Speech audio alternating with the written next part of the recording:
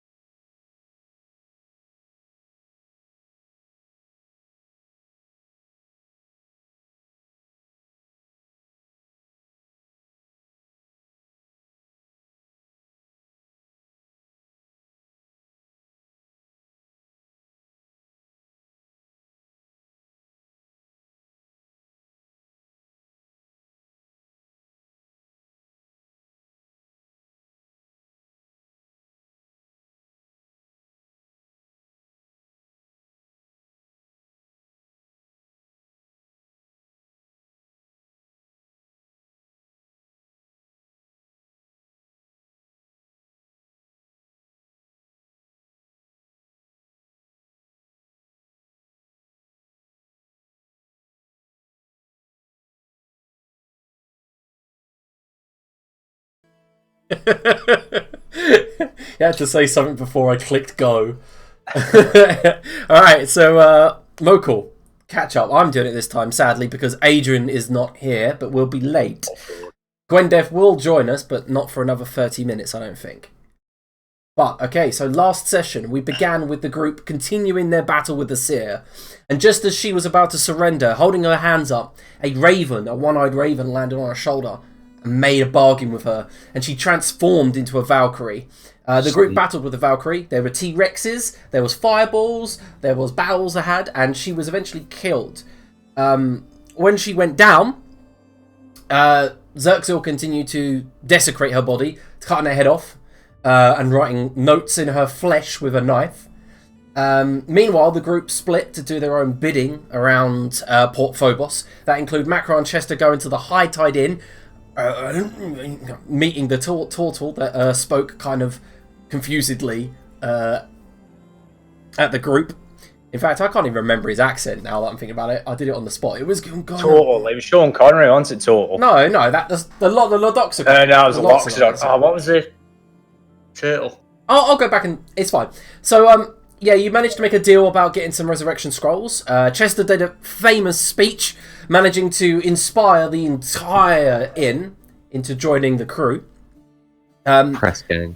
Yep, press ganged. Xerxil went to, Anna, and teleported the corpse of the seer to Mokhul with a message on the back.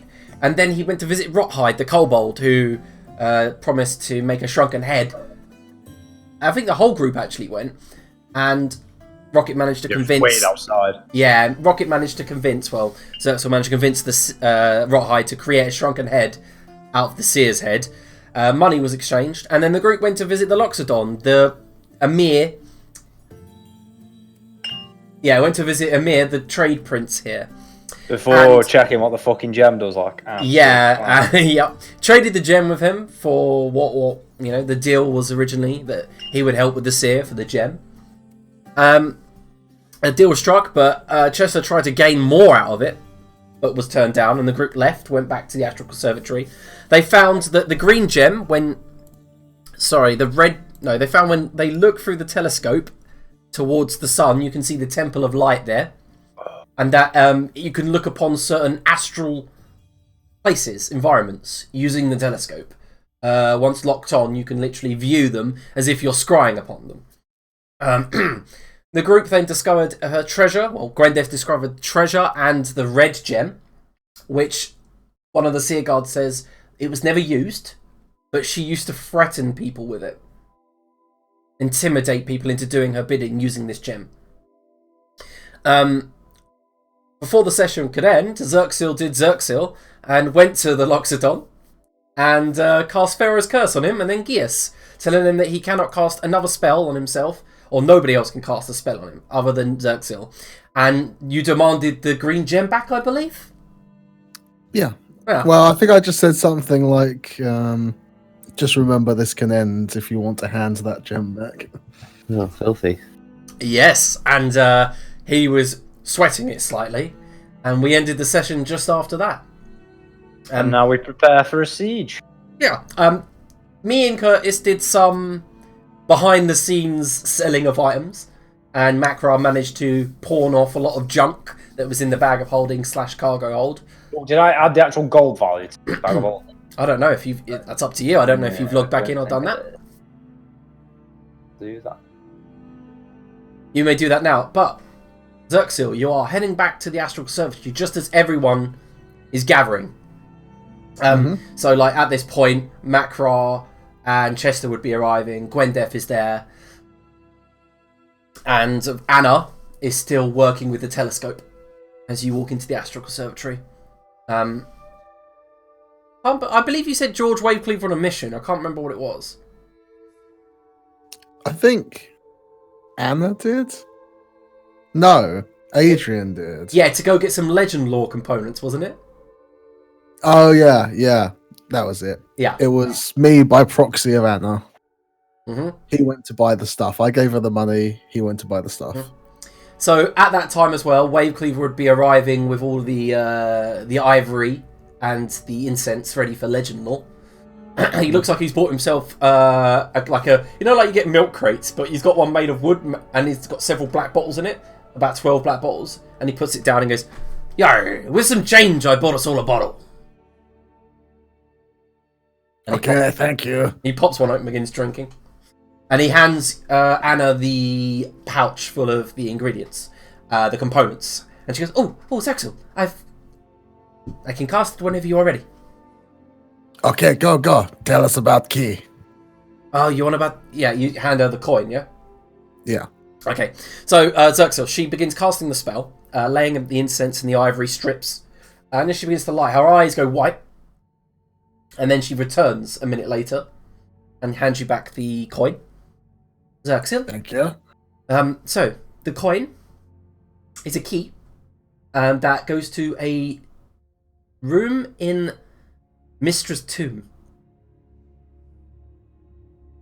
Okay. It holds...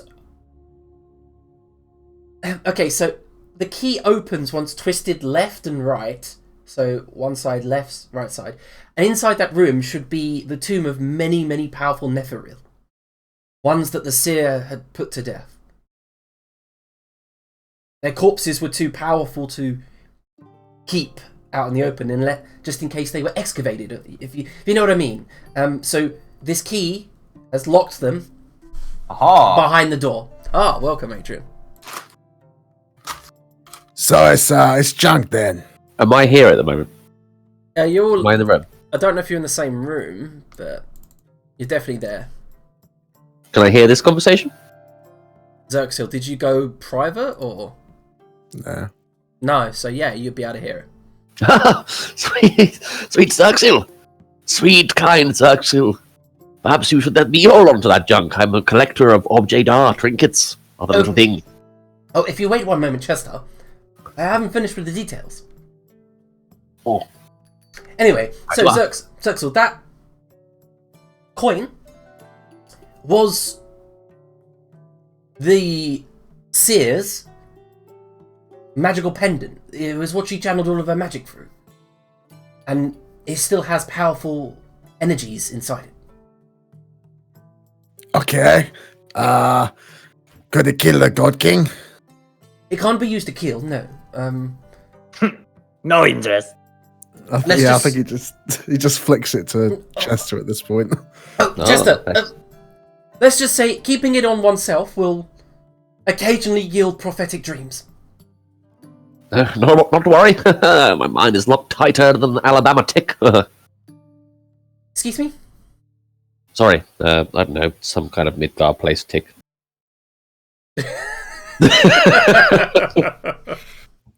What a waste of shinies. I wouldn't say it was a waste, Zexil. It will come in handy eventually. What is it, Liam? I'll add it to my character sheet. What's it called? Ask Rocket. I have it written down as pouch of overly large coins. Actually, a key. Nice. Mm-hmm. Kitties. I wrote it down somewhere, and as usual, I've lost my notes. Okay, so write down key to Mistra Tomb, and then put in brackets Netheril Tomb. Because Chester's feeling rigid. Yep, I'm assuming you are. Perfect, thanks, mate. Okay, what about the rest of you? You notice everyone notices that Mimu seems to just be sitting in the corner with the seer guard surrounded her, playing with objects, moving them around, using her mind.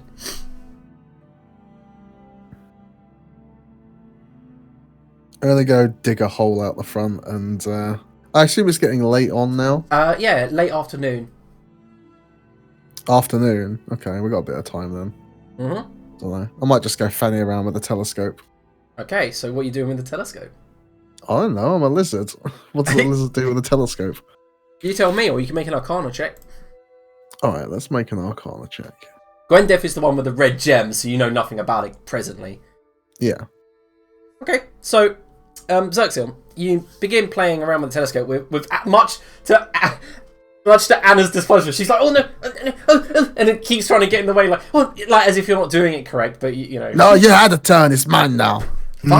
fine. But it's just such a. And at that moment, as you move away from the Temple of Light, you see it like moves not freely but rigidly, like as if it's on a path, as if it's been set on a path, and you slide along, kind of like a gear stick, I guess. Like there are specific positions it goes in. Yeah. Yeah, and at that moment, it locks upwards, and with a 16, you see a bright object in the sky, and immediately you hear some clonks as it zooms in on it, and you can see what looks like a ship. The deck is void of any life, and it slowly spins, and is moving, and you see the telescope's locked on and moving with it.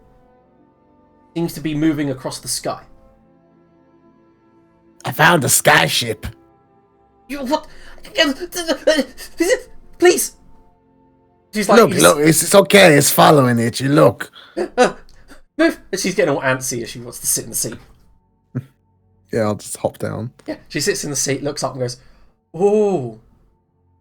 And then she looks at you and goes, "I have no idea what that is." It's a sky ship. I just told you. Give me a second. And she begins flicking through some books.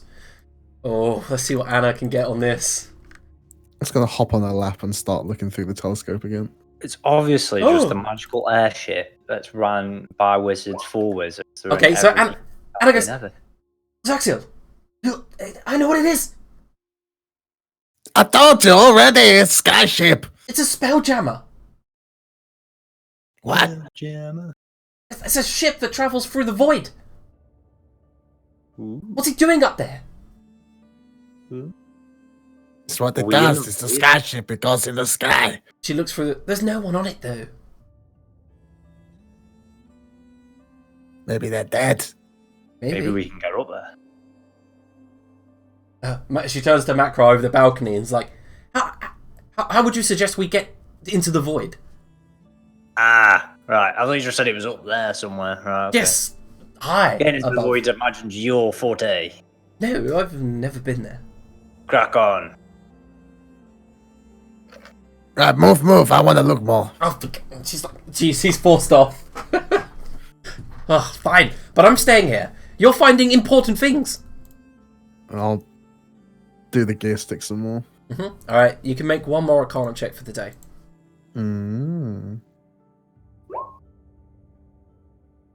Even higher. Nice.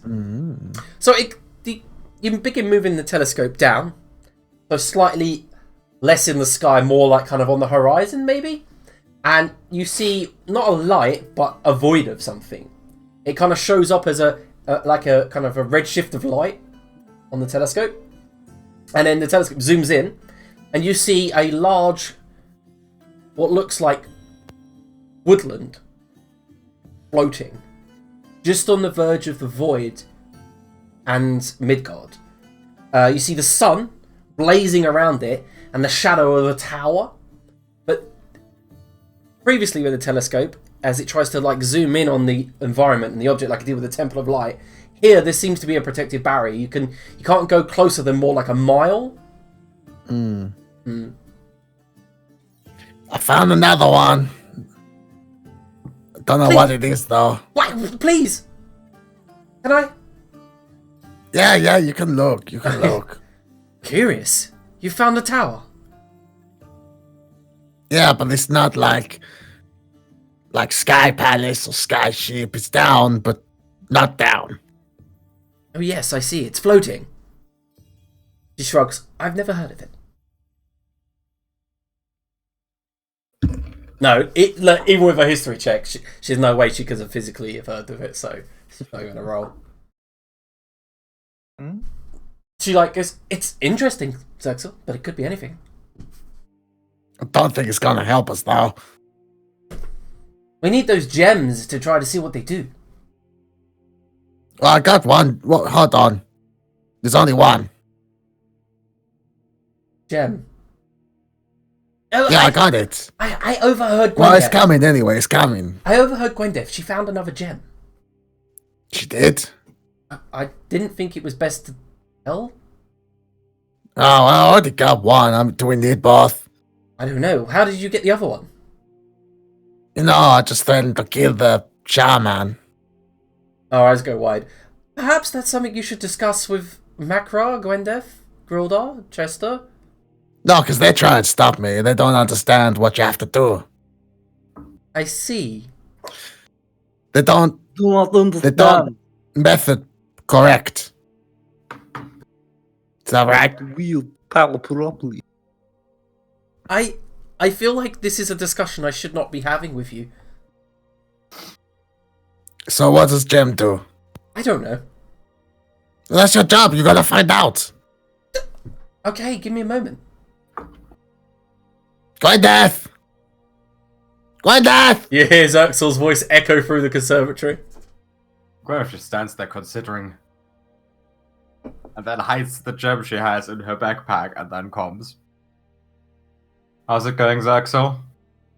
Anna says you have Gem. She needs it. Did she say, Anna, did you say that? Yes. I mean, I overheard you in the Seer Guard. I'm sorry. And your first course of action was to tell Xerxel. No, in fact, it wasn't. I just accidentally said it out loud. And Gwyneth takes out the gem. Oh, her eyes go wide. Yeah, apparently this is, the dangerous one. The other one is the defensive one. What kind of danger? I don't know what kind of danger. They locked it away. Probably big danger. Okay, Anna, you find out how big danger. Oh, me? Yeah, you good at this. I help if you want, but Okay. I wish, bit much. I wish we had given this one to the Char. I feel like this one is more trouble than the other one. Oh, we're getting another one from Shah as well. She holds her hand out for it. Well, I would have hands it to Anna. Everything better than Xerxel. Xerxel, how are we getting the other one back? I cast the Shah, so he has no choice, otherwise he's dying. The man has been nothing but nice to us. He took our gem. No, we told him we'd give him the gem. We made a deal. But we need it. But what for? You don't know what it does.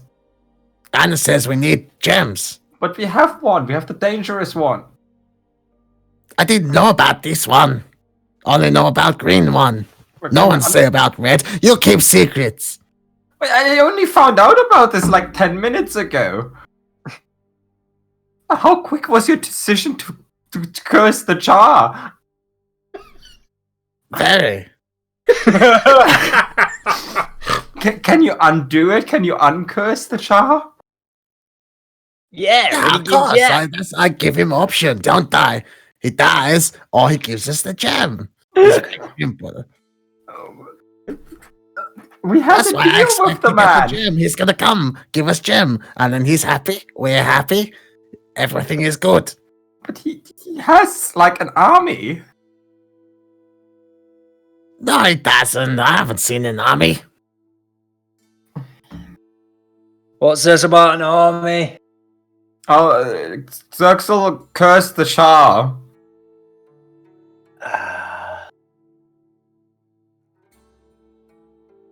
Do we need to batten up the attitudes? You mean, after all the work we did to maintain peace and order, this scaly little prick has ruined it? Hey, give junk back.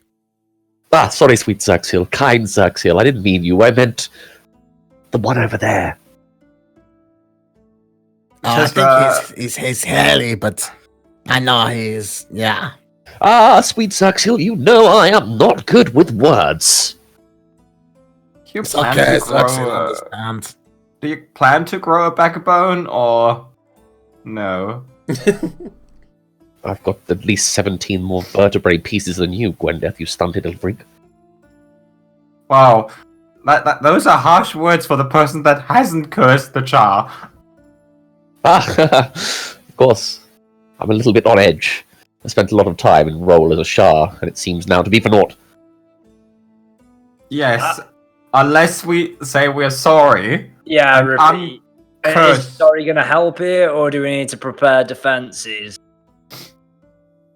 How bad is it? What kind of curse is it? Is it like, oh, you have to put in the milk first and then add cereal kind of curse, or is it, you're gonna drop dead? Oh, he might have a day or two, but he gonna die.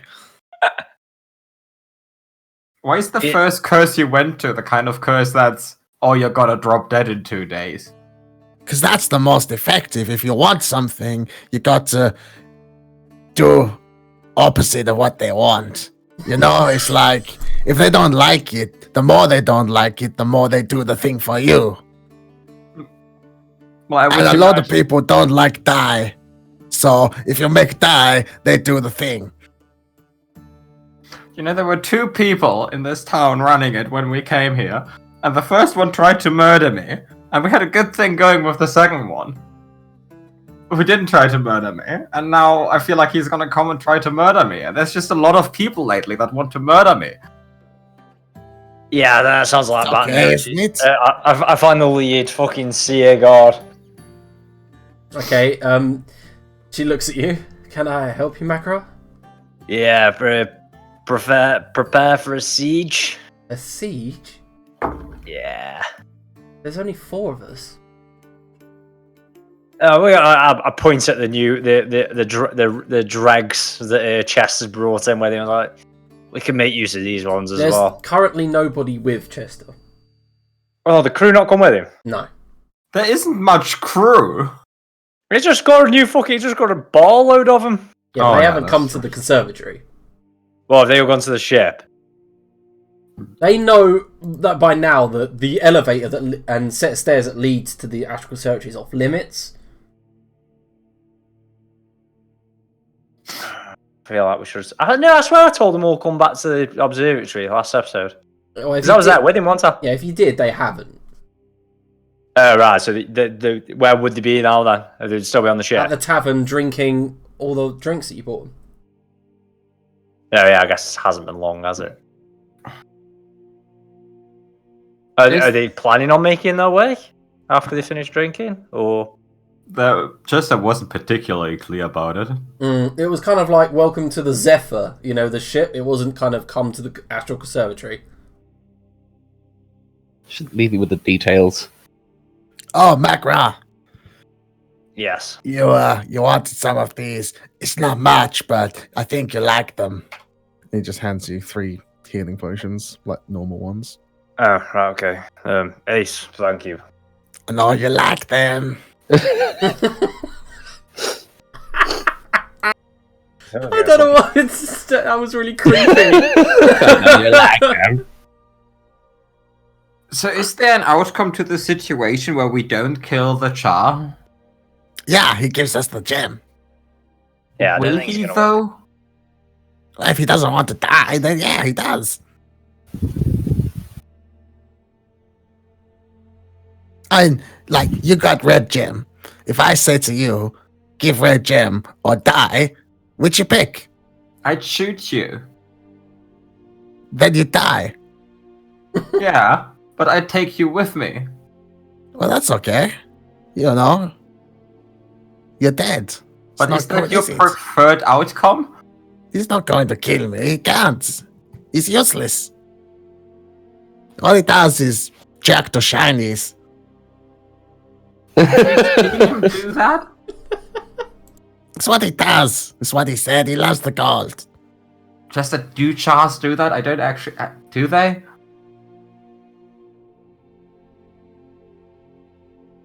Yes, that's what I thought. But what are we going to do then?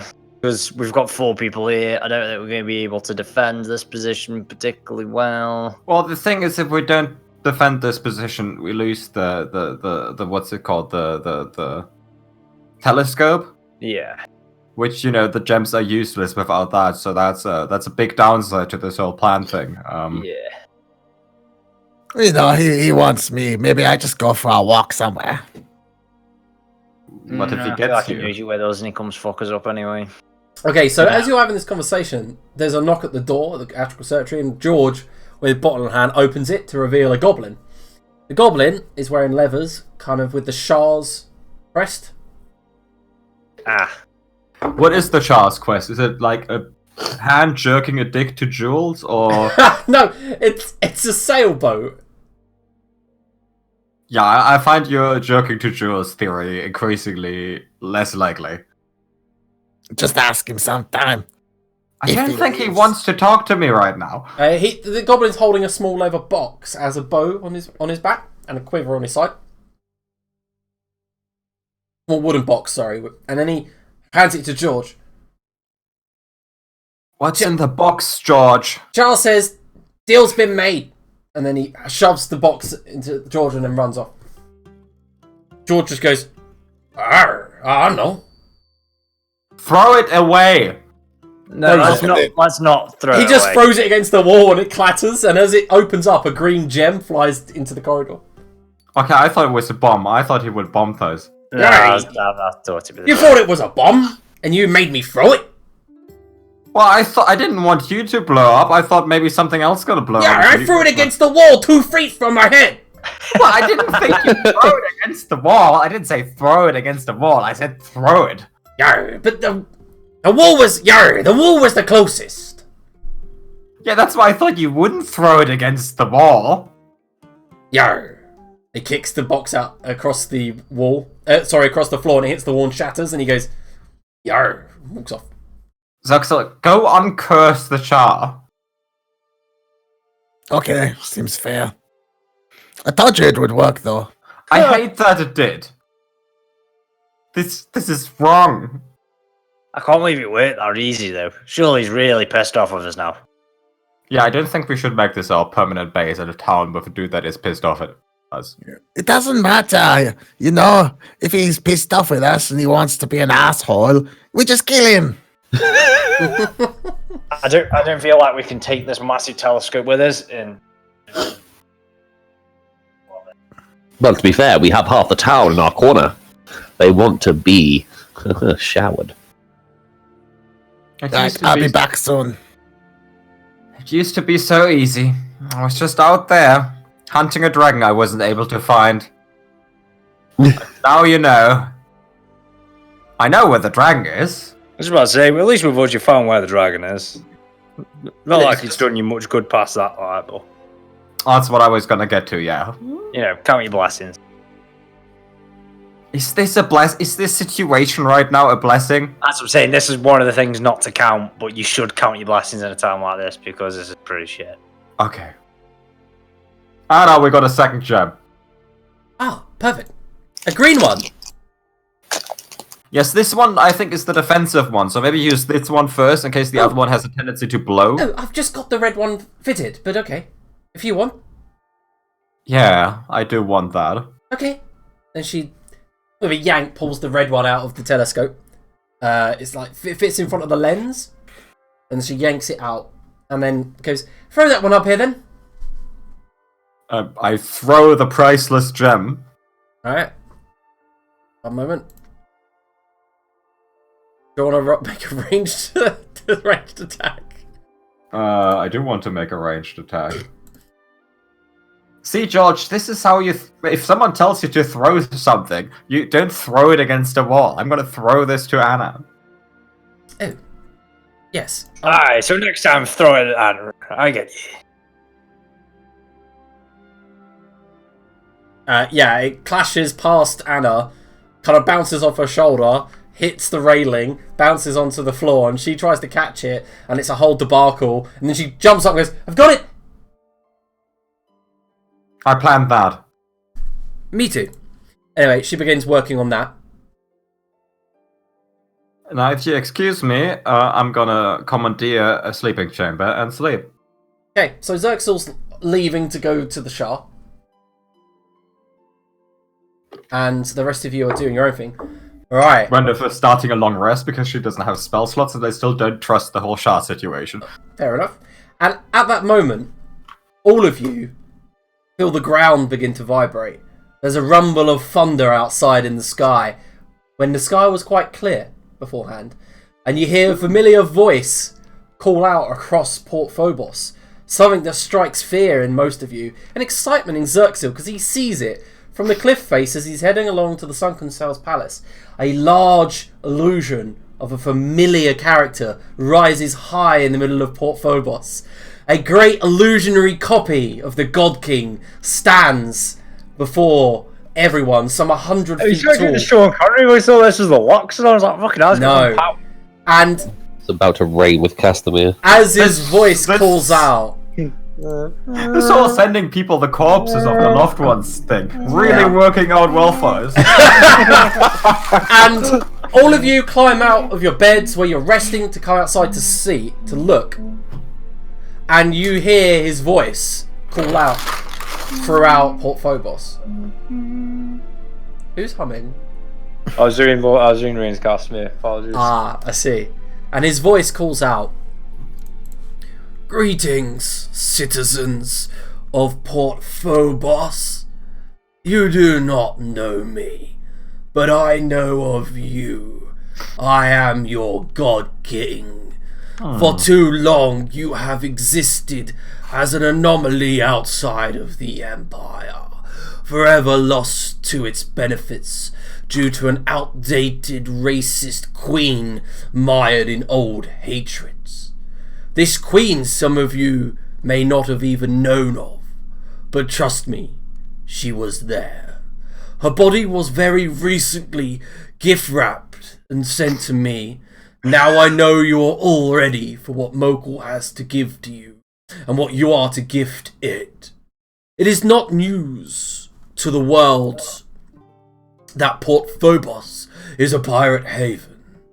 Under normal law, you would swing from a noose, and law must be upheld. But I am here to tell you that it does not have to be that way. Our great empire is under threat from an eastern watermen. They would see us destroyed. You, me, and the way of our life also. I give you this one gift, citizens of Port Phobos, to come home, to come into the flock. Soon, my ship the Reaper will be docking at your port. Go to the captain, known as Grave Warden, and receive your pardon. Join my navy as privateers, and continue doing what you've always done. Now just do it against my enemies. Your enemies. Do it legally, and earn more plunder in the process. You have 5 days. After that, anybody not pardoned will be killed when I invade." And then his illusion blinks and fades. Well, it's not quite the speech I gave at the inn. But still pretty effective. We're not good at this whole rebellion thing. No, yeah, I feel like we've just helped him out and gift wrapped him at town. Didn't we just spend a lot of time persuading the Shah that he wouldn't come here because of the battle in Longinia and the Million Islands? Yeah, I feel like we've suddenly made this place very appealing to him and just gifted him a load of privateers. It's like there's someone pulling the strings and making everything really difficult for us. What do you mean, like the gods? Yeah, I know. I feel like could be stronger by this point. We've had a long campaign, and I just still feel the same. I feel like Xerxes going to be really pissed about this. Oh no, he's well happy. This is just more allies for us. No, Xerxes. Wait. Isn't he? The entire town now wants to Isn't he? work He for the already God left. King. Yeah, he's already left. No. Oh, he's long gone, setting more plans in motion. So, Zaxil, you reach the gate, and the goblins see you, and they're all kind of wary, and they all put their hands on their little scimitars. Some of them are crossbows. Yeah? Can we help you? Move. Can you roll in? Go to walk through them. Alright, make an intimidation check. Terrible. It's good enough at that moment to scare them to the side, and they're like, "You come in, we go with you. You make any false move, we've been told to put bolts in your back." He's not stopped, he's just going. Yeah, and they're like hopping after you on their short legs, running after you. And as you reach the castle gates... As I go up, could I just summon Spook behind me and just get it to turn to face them and stop? Yeah, they all kind of freeze. Some of them fan out to flank and move around. Mm-hmm. And at the gate, you see the Shah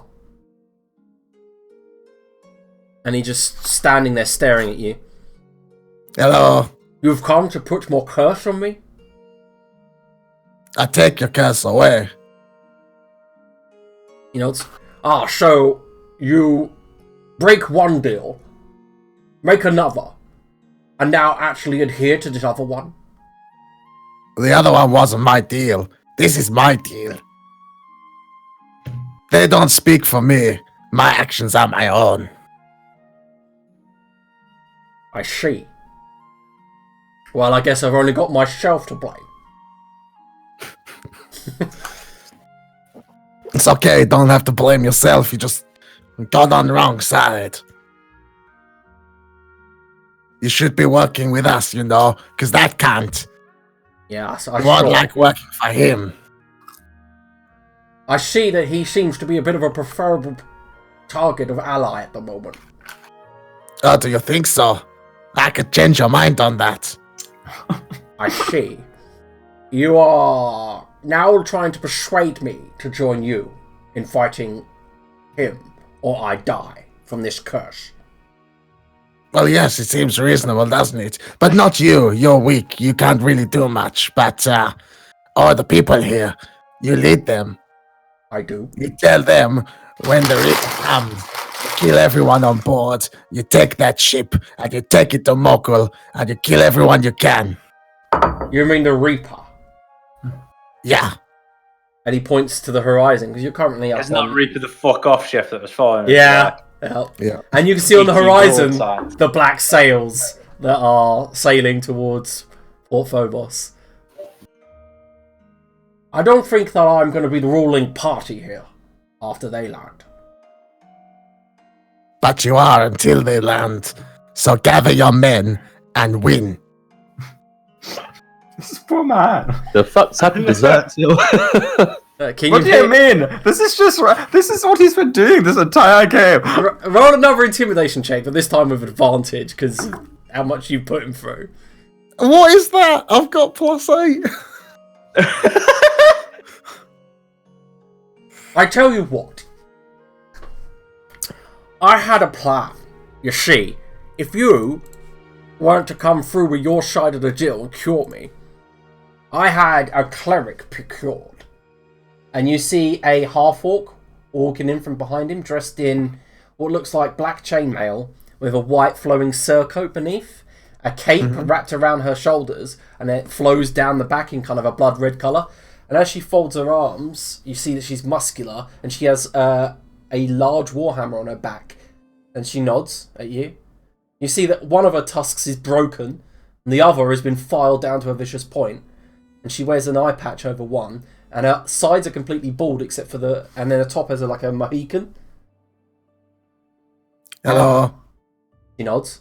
My plan was to die. Okay. And Doesn't seem very wise. And to be brought back free of your curse. But then I'll just come and kill you again. Yes, but this time I'd be more prepared. Guards! And you see all the goblins surrounding Spook turn towards him. I think our guest has outstayed his welcome. If he refuses to leave, kill him. You'll have a minute to leave, lizard. Okay. I'll think for 1 minute. Exactly 1 minute. For exactly 1 minute. There's that desperate... Yeah. Is there a roll? A perception or something, maybe? You would allow me to size up this orc. Yep. Insight. Insight. That's insight with 0. And it's better than my intimidation with +8. Yes. Alright, so she looks like a formidable opponent. She gives off an intimidating nature. You don't recognise the symbol on her surcoat, so it's difficult to tell what god she may or may not worship. She looks powerfully built. With a 19, I'll give you that she's a war cleric. Okay. And yeah, you can tell that she knows her stuff. Like, not probably. Like, if I was to give you a rating of 1 to 20 with a 19, I'd say 10. Yeah. And that's suboptimal for. Oh, I'd so do it if I had 4th and 5th level spells, but they're all tapped out. Because you tried to cheat him before we had a long rest. Or after. I'll see you tomorrow, Shah. No, you won't. Oh, okay. We shall see. Mm-hmm. All right. So are you leaving? Riches and gold. What's in front of me? Who came? What? The guard-wise? Yeah. So about 20 goblins. Various scimitars, crossbows, and there seems to be one captain goblin that looks more tougher than the rest. Stands a little bit higher. He's got like bugbear servants. They don't look like fighters, but they're big. They seem to be labourers around the palace. Oh, you know what? Fuck it. I really don't like this guy. I'm gonna firewall the group of them. Right. Can we have a Xerxil roll initiative? Fuck them. Fuck them all. I need a token. All right, I'll drag you to it.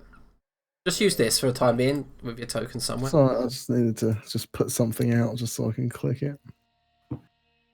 Does this mean if Xerxil dies, we can all accept the God King's pardon? Alright, so Grildar has told me what he would say in this moment. And Grildar said, no, he can go fuck himself, basically. Right, okay. So he would only accept it if it was either death or the other. Oh, okay. So It does seem like that's the two choices right now. I'm not...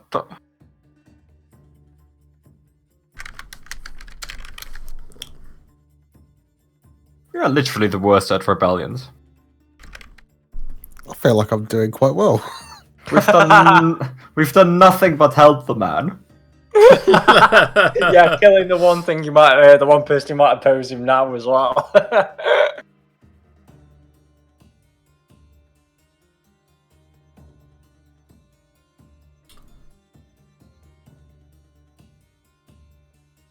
Where are you playing combat on here? We're still at the temple. We're Theatre of Mind.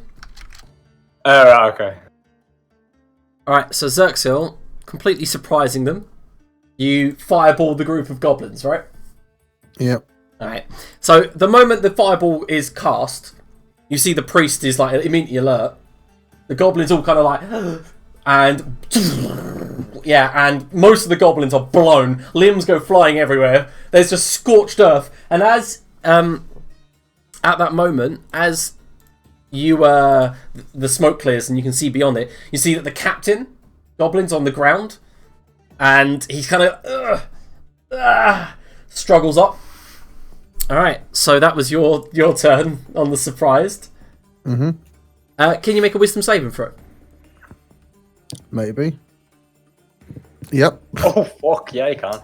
Okay, so the cleric brings her mace out, a warhammer, begins casting using the pendant on her on around her neck, and as she forces, you feel your body freeze up momentarily, but then you break free of it, and then she moves in to engage with you. She's currently behind you. With a 10, the Shah backs off and runs into the palace. Mm-hmm. It's your turn. I'm gonna cast invisibility Okay, cool. and attempt to walk out. And I'll use my telepathy, if he's still in range, to speak to the Shah and just say, "Tomorrow." Okay, one moment. I'm just going to roll something. She knows you're there. She gets disadvantage. Mm-hmm. Okay. Can't see you. Fuck. A warcaster. It's become really impossible to use because you can't see you. Yeah, that's the idea. See, most spells require sight, so she's just gonna fire at you, like swing a warhammer at you randomly. Gets a 17. Is a hit. Okay. Why isn't the damage rolling? All right, one moment. So what's happening? Is she like heard where he is? Oh! Just, like, Yeah, okay. Twat him. Well, you still get a reaction to attack even if they're invisible and they move out. It's just at disadvantage. So you take maximum damage of 13. 13 bludgeoning damage as she cracks you. Cool. Mm-hmm. And I'm assuming you're running? Con check, won't it be? It is a con check, actually, yeah. Thank you. Is it? I need to find out about that actually, because she hasn't broke my temporary HP. It's even if you're hit, even in temp, you do roll a con still. Fair enough. I'm gonna check that out. But you're no longer invisible. I'm gonna succeed on that. You literally rolled the exact number you need to succeed. It's alright. I had another one spare. Yeah. Okay. Yeah. So you continue running. You manage to make it. You dashing? No. I'm gonna walk. I'm gonna calmly walk like a badass.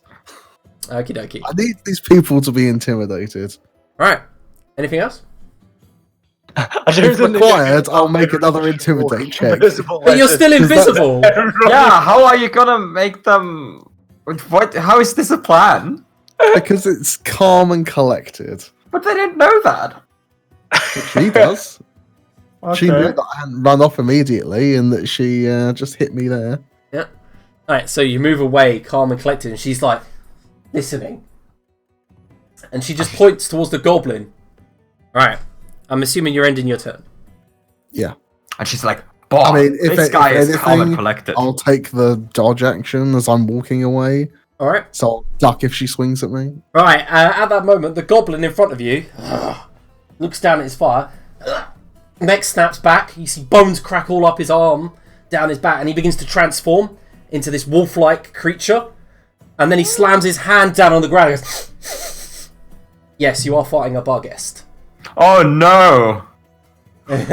He sniffs around. The classics. And,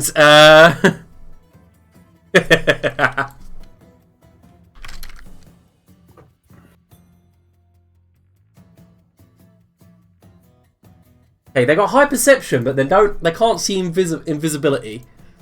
So, can you do me a favour and just make a stealth check? Just while you're invisible, so I know. Yeah. 18.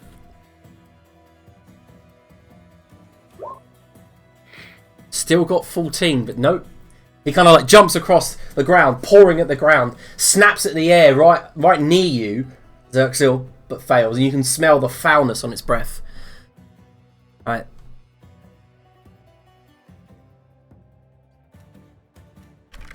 Alright. It's pointless because I can't see you, so it's really difficult to cast anything. Yep. Right, so she brings her hand up and summons spiritual guardians and then runs forward 30 feet, just forward, and just so happens to clip you. Okay. And her spiritual guardians seem to be a wall of spinning weapons, all variety of weapons. So Xerxes, at the start of your turn, can you make a wisdom saving throw? Right, so you fail. Your speed is halved, and you take... I fucking hate spiritual guardians. 9 radiant damage. I think that's good. What is Spiritual Guardian? 3d8? Yeah, but come on. Even with my old cleric, like in Dungeon Mad Mage, I'm always rolling below 10 for spiritual guardians. Alright, so Xerxil, you're up. I was going to keep walking, and Spook's going to walk in and slap the Barghest. Alright, cool. Does Spook do like a calm and collected walk so they know he means business? He does a calm and collected float, yes. Yeah, and then just back slaps the Barghest. The Barghest howls in pain. I'll just speak into his mind and just say, This is not the recommended course of action for you. Alright, Palpatine. I had to give it the evil spin. So early, fucking palping it up. Gotta do it, do it. Alright, so the Barghest retreats in the wrong direction trying to look for you. Just kind of like runs off 30 foot to the east, missing you completely. He uses his action to detect and doesn't see anything. The priest begins to move. Wait there. Let's just see. Moves towards you, Xerxil, and the spiritual guardian is just on the edge. She's not clipping you just now. What will she cast? I wish she had fairy fire prepared, but you know. I was expecting it from someone, to be honest. She doesn't. Oh shit, I'm such a retard. Takes the dodge action. I forgot I've got my Ring of Spell Storing, which does have... Yeah, okay. Alright, Xerxil, you're up again. Does it look like the Barghest was still trying to come after me, but just failed miserably? Yeah, just failed miserably. Alright, Spook will just go slap him again as I keep walking. Spook, how far can Spook move? 40 foot? Oh, yeah, exactly the same amount as a Barghest. I don't think I hit, though. No, you failed completely. Well, 40 foot. Some fucking cracking movement. He is a ghost, so he doesn't exactly have a lot of mass restricting him. Yeah, that's that. This Barghest.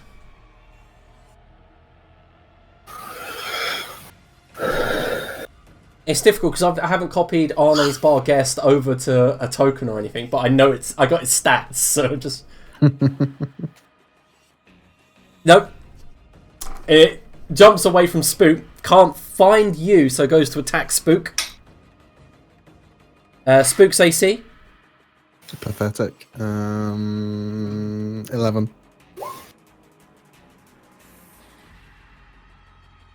Love this music. Yeah. Takes a total of 49 damage. He dies. Alright, Spook disappears.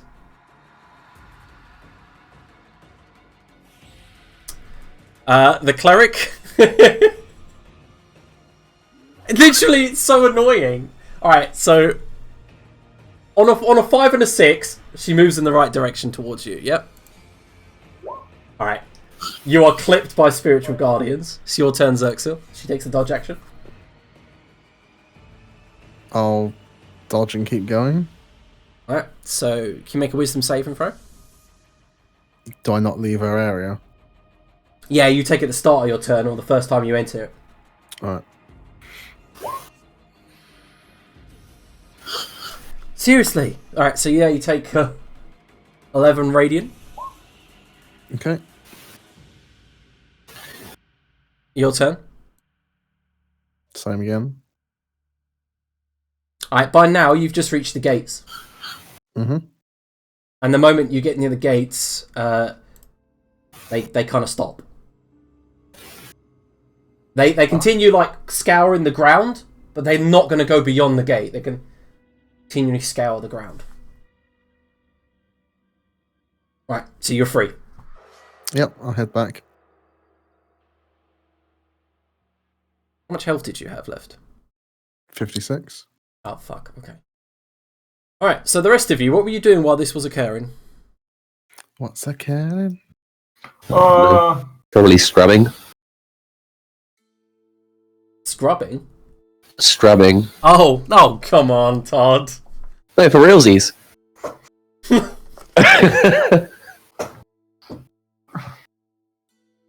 Macro, let's think this through. Mm-hmm. Am I with the other two? Sorry, Adrian. Yeah, Yeah. you are.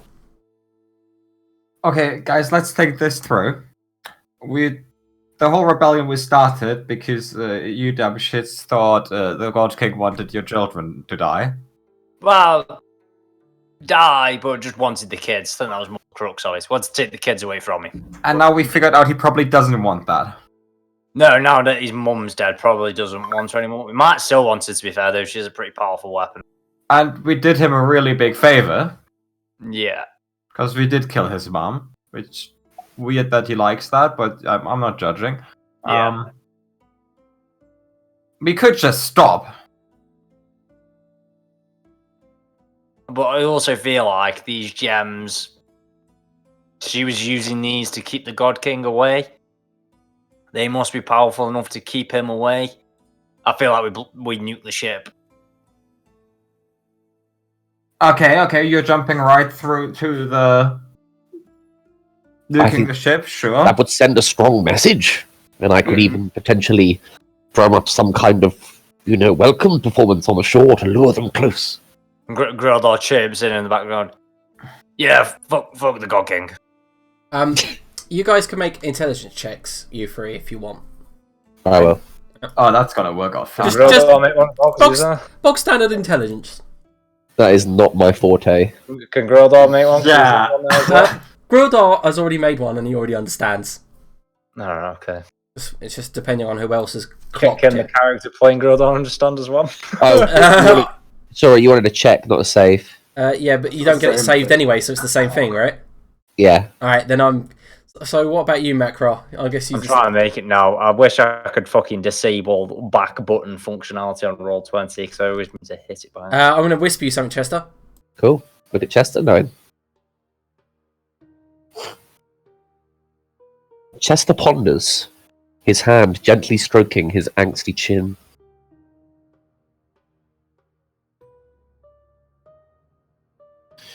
Ah.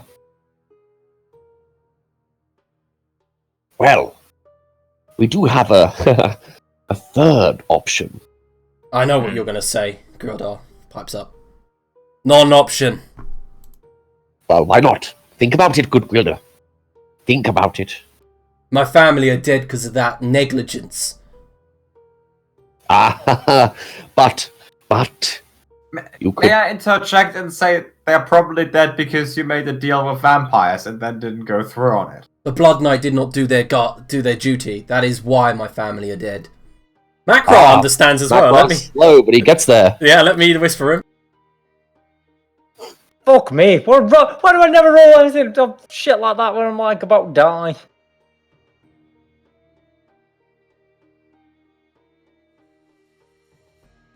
Yeah, obvious. Yeah, I think I knew in character kind of knew that as well.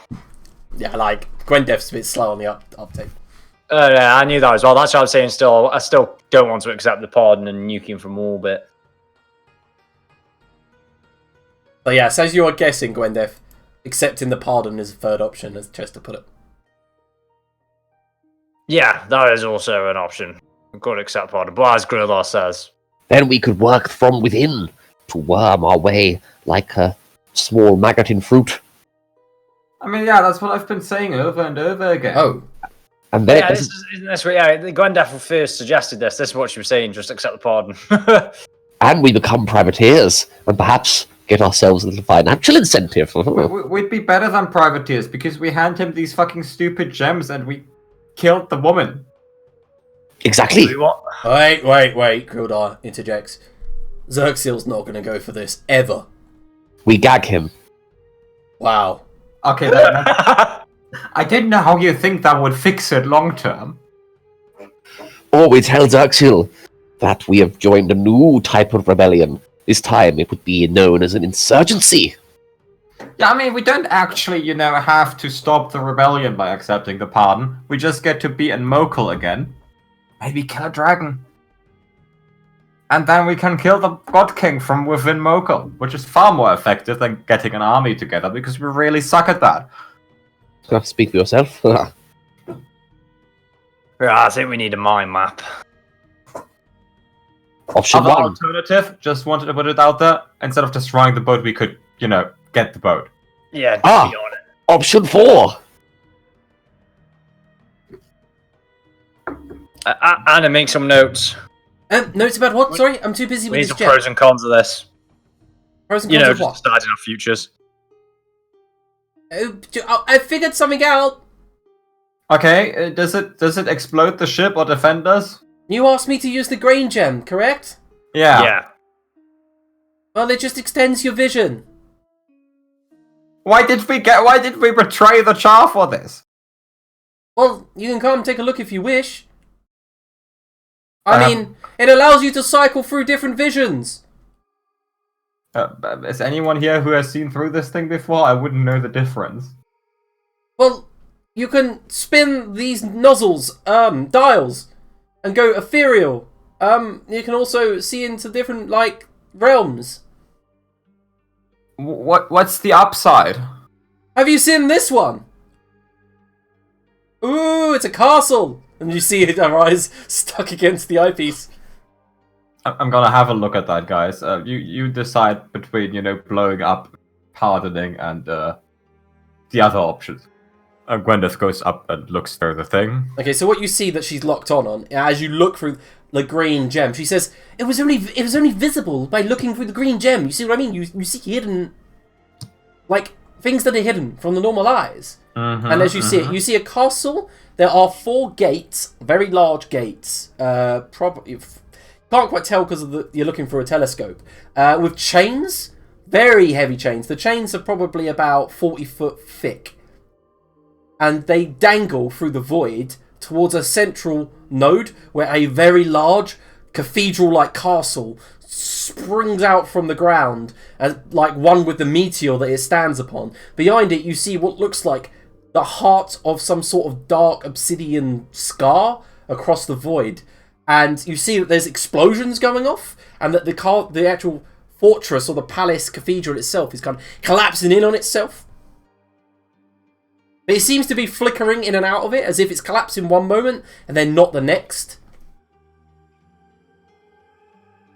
Macra, come and make sense of this. Macro looks at it and also just does. Annie, what's going on there, mate? I have no clue, but it's interesting, is it not? I mean, yeah, but is it, cursing a man to die interesting? He shrugs. I try to stick out of the moral obligation that you all have. Yeah. Start practicing with the redstone. See if you can figure out how she kept the God King away with it. Of course. That's pretty priority now. Alright, so Anna begins to use the redstone. Right, back to the mind map. So we've got 3 options then. I thought we had 4 options. Option. Alright, these are 3 options I've got in my head at least. We've got nuke the God King with the gem. Macro's just using very awfully drawn out scratches that he's done on the floor. We've got I really get your artistic vision. Yeah. We've got avoid the God King.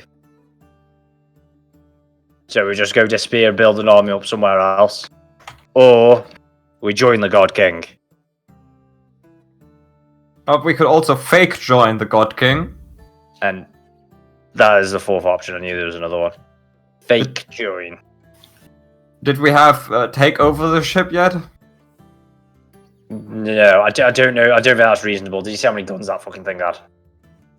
Oh, no, this is not good. And you see that she's got the red gem slotted into the telescope. That sounds very good, actually. No, and she pulls her eye away from it and goes, that was weird. What's it do? I'm not quite sure, but the moment I put my eye to the piece, I could see down upon everything. Let me have a look. Okay, so you climb up, Chester, to have a look. I'll jam my eye hole in the gem socket. Right, so the moment, can you make a... Chester's at the exact same perspective as he usually is, looking down upon everyone. I need you to make a Constitution saving throw. Yes, I will. Also not my forte. Let's see what you get first. Bollocks. Yep, was correct. Not his 40. Alright, this is bad. Can you do me a favour and roll a D100? Oh, shit. Ooh. If he explodes after looking through the telescope, then we're really fucked. 57, let me check this. Oh my god, can you roll a 2d6? Oh, shit. 8, okay, one moment.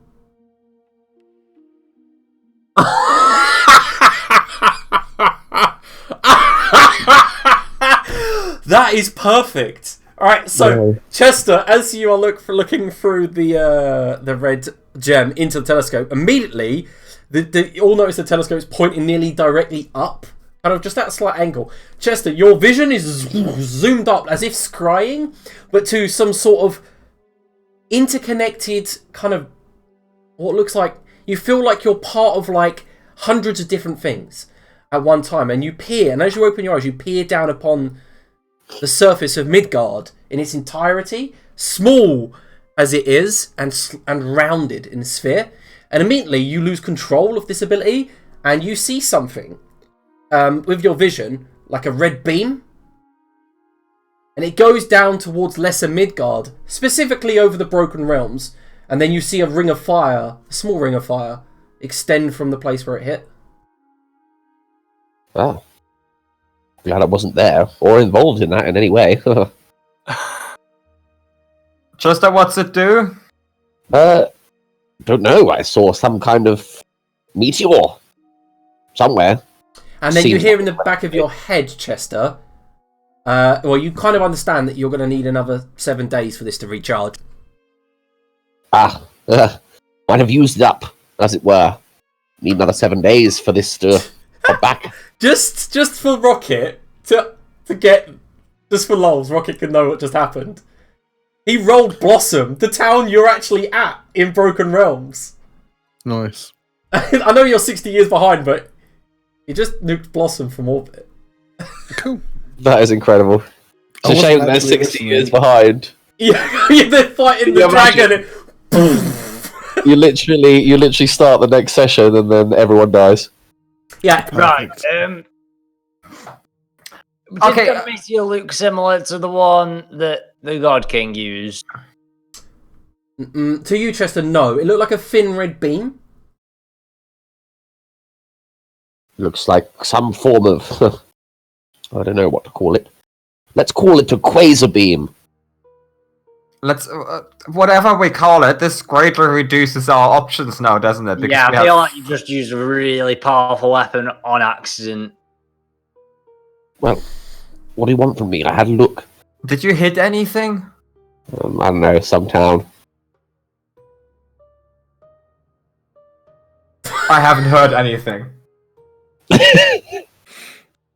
Anyway, you better stick to this, and I'll hand it back to Anna. No, Good girl. I mean, I barely managed to control myself. Ah, but control yourself you did. Barely. Better than Chester, he blew up a town. Oh wait, I don't know this. He didn't blow up a town. Ah! It was a town of evil necromancers, yeah? Don't bother, Mako. He didn't. I don't want to know. He could I have think rolled... I saw a dog of some kind, a puppy, perhaps some playing children. If he'd rolled 2 below, Rocket, he would have hit the cursed tree. Nice. Well, this is okay, guys. What are our remaining options? So we Right, have so let's scratch nuke the God King off. also nuke the boat. We can't nuke the boat. Yeah, we anymore, can't that's nuke the boat either. Ugh, off. right. We can leg it. Avoid, join, or fake join. Nuke.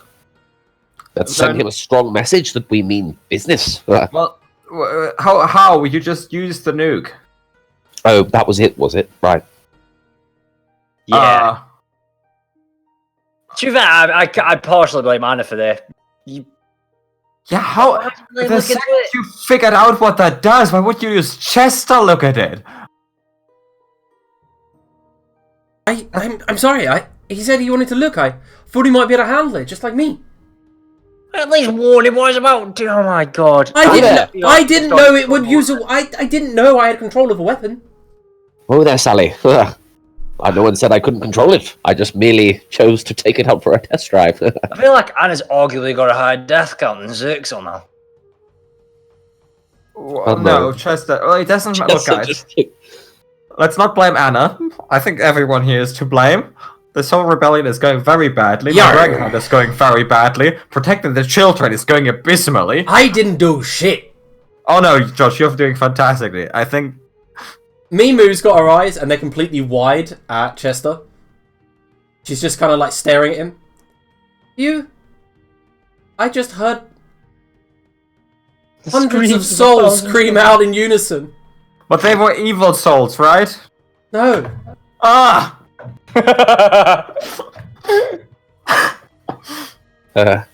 Chester like loosens his collar a little bit. Say you. So I think I'll get some air or something.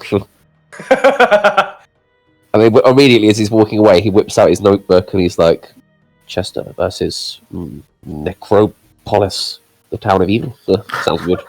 Oh my god. Necropolis. George, what are you suggesting here? Because we've pulled you through hell multiple times. Yeah, if well- you want that pardon, you can have it. Wow, yeah. We got the Reaper on us, yeah? Yeah, it is also blocking the boat now, so that's bad. Yeah, you can't pull, can it? I thought it was too shallow. Yeah, well, I tell you what. We either escape into the swamps, make our way that way. Become... Oh, yeah, we've got a land ship. It's not... Escaping's not that big of an issue. We can literally just go any direction. Yeah.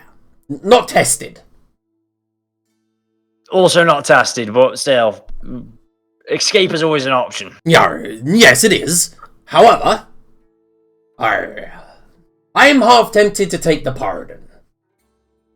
You would have my full support, George. I don't want to keep you here longer than you want to.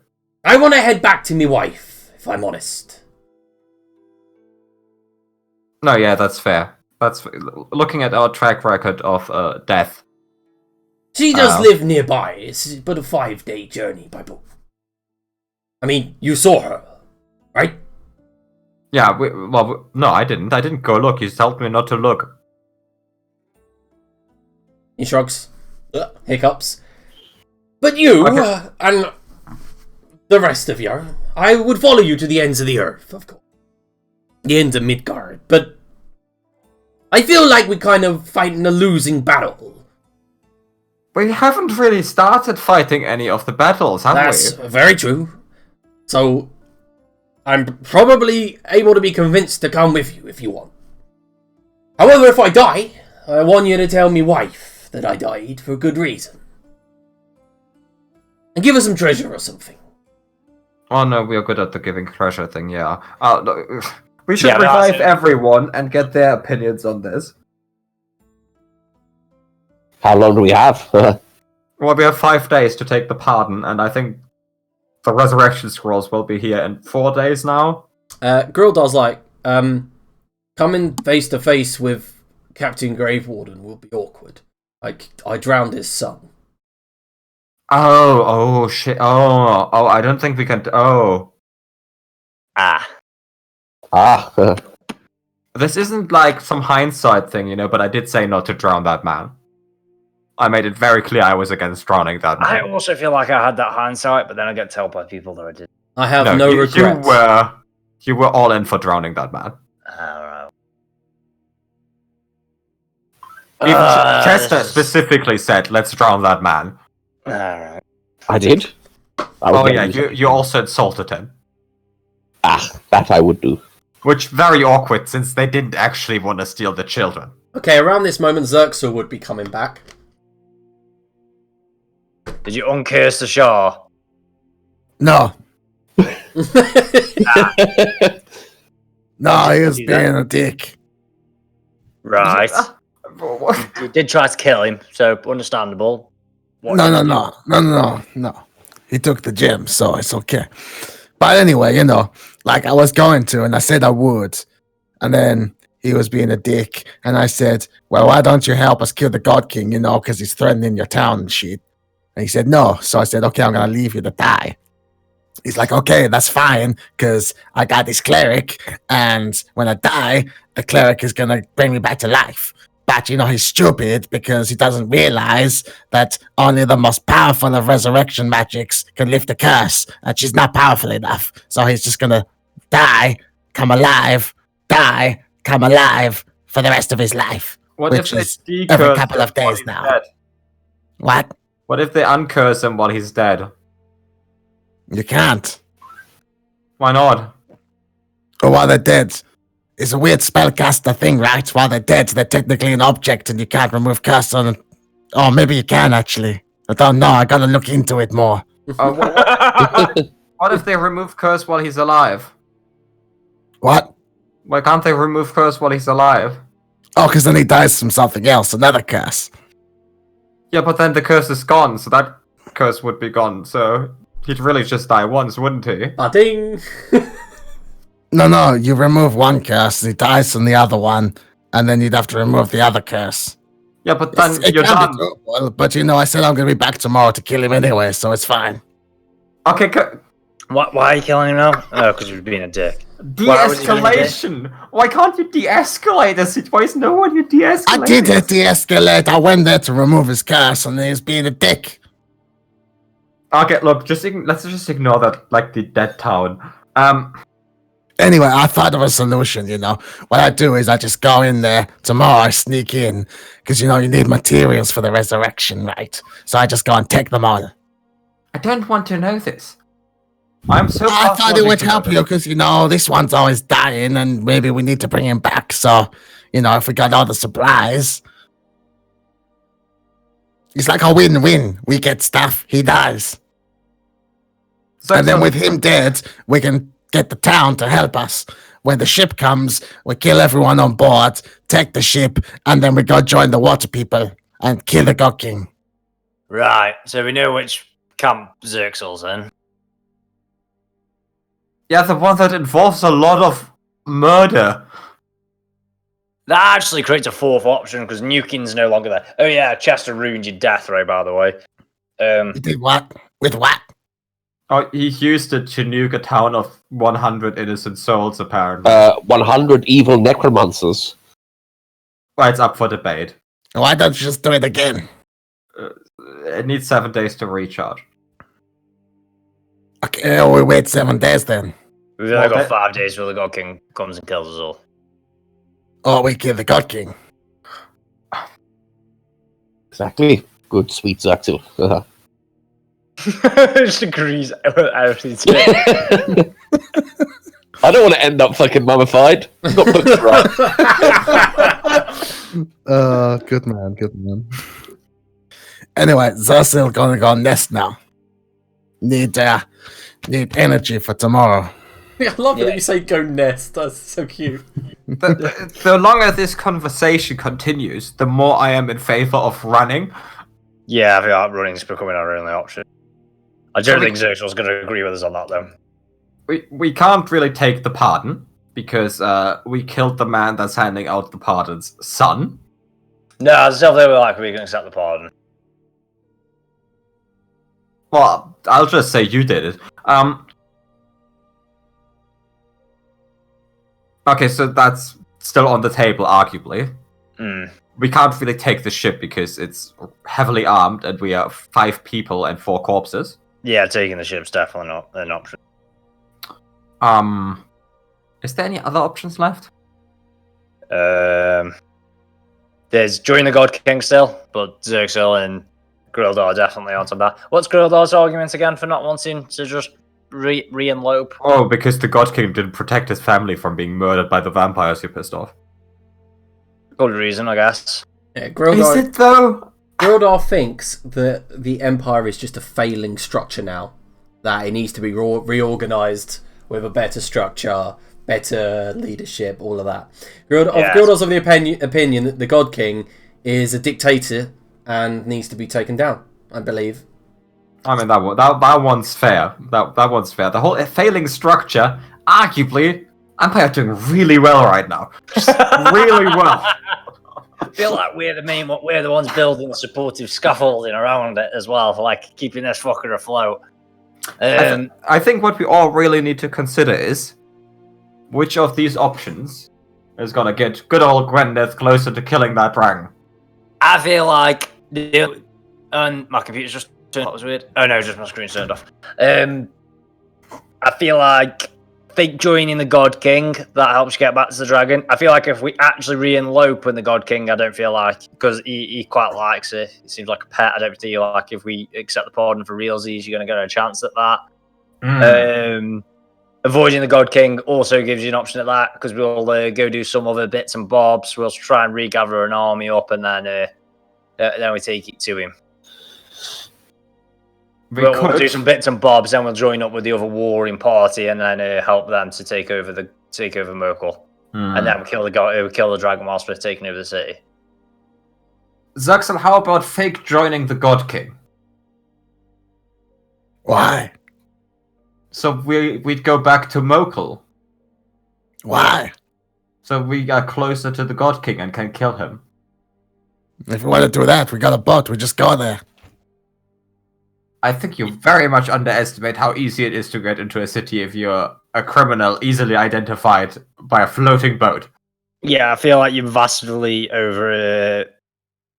Okay. I got a plan. Does it involve cursing someone to die? Maybe, but not initially. But no, you want not this bot, but a disguise bot. And a good disguise bot is coming. No, yeah, that's what I suggested earlier. We just take that boat. Yeah. Okay, I agree. We kill everyone, take the bot. Yeah, the whole kill everyone part, that's the part I'm not good on. Yeah. Okay. We kill everyone who is allied with the God King.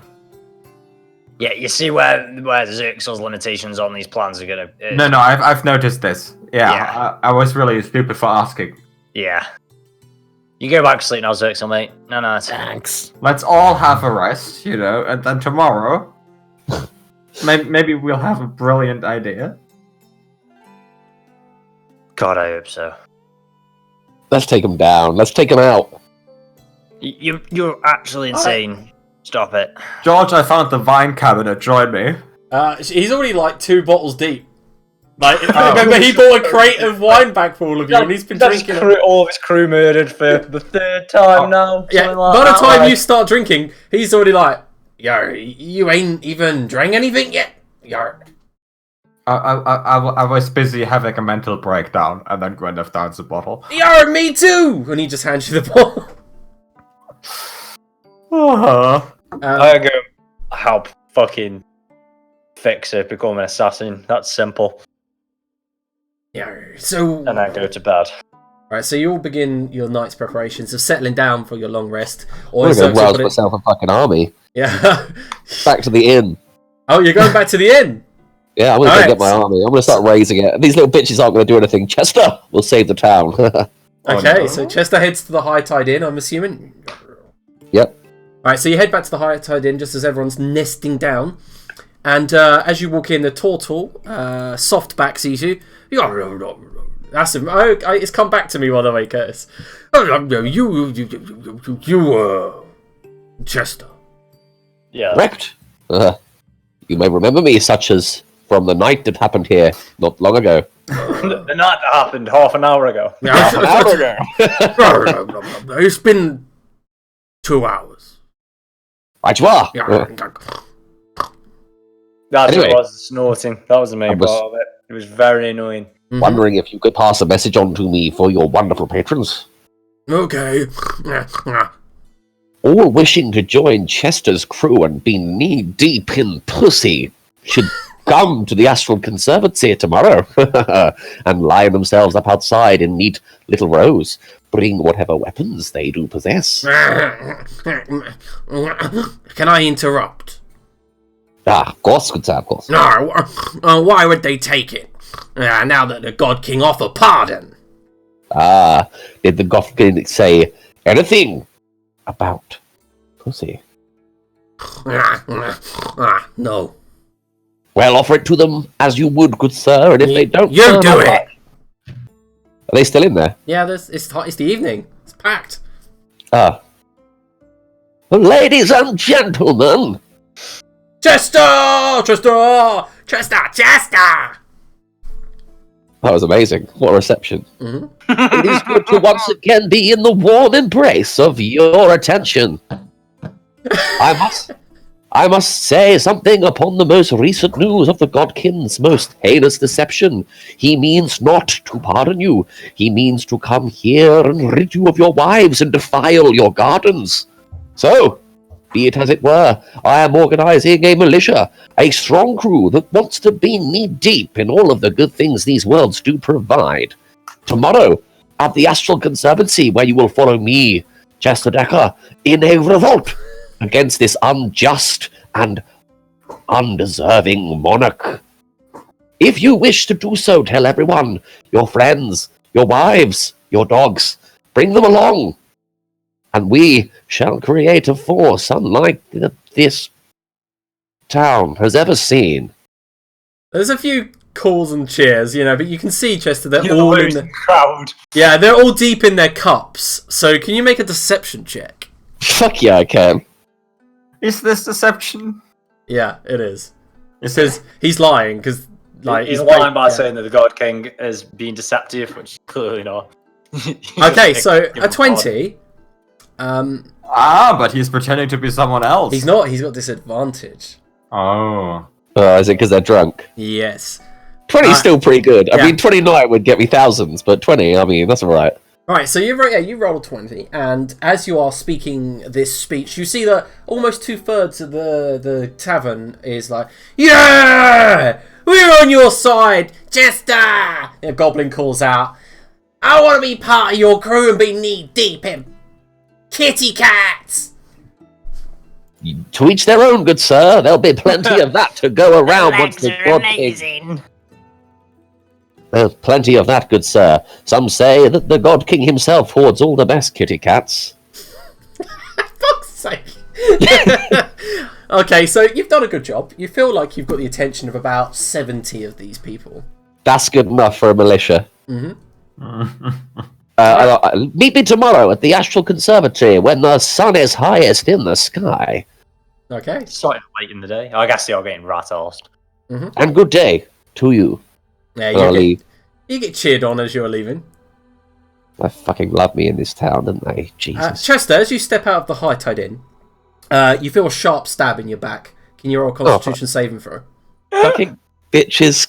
Fucking puppet mastery. Yeah, here we go. Oh, sweet. Fuck! Alright, so as the paralysation poison tries to take over your body, you've managed to shake it off, push the guy behind you away, and he stands there in his hooded cloak, and as he pushes it back, you see he's got the tanned, dark, caramel-coloured skin of a Nerian. He's got like a bandana over his head with the symbol that you can't quite... You recall it. And he's got a leather tunic and 2 daggers sheathed, and he's got one in his hand, dripping this green venom.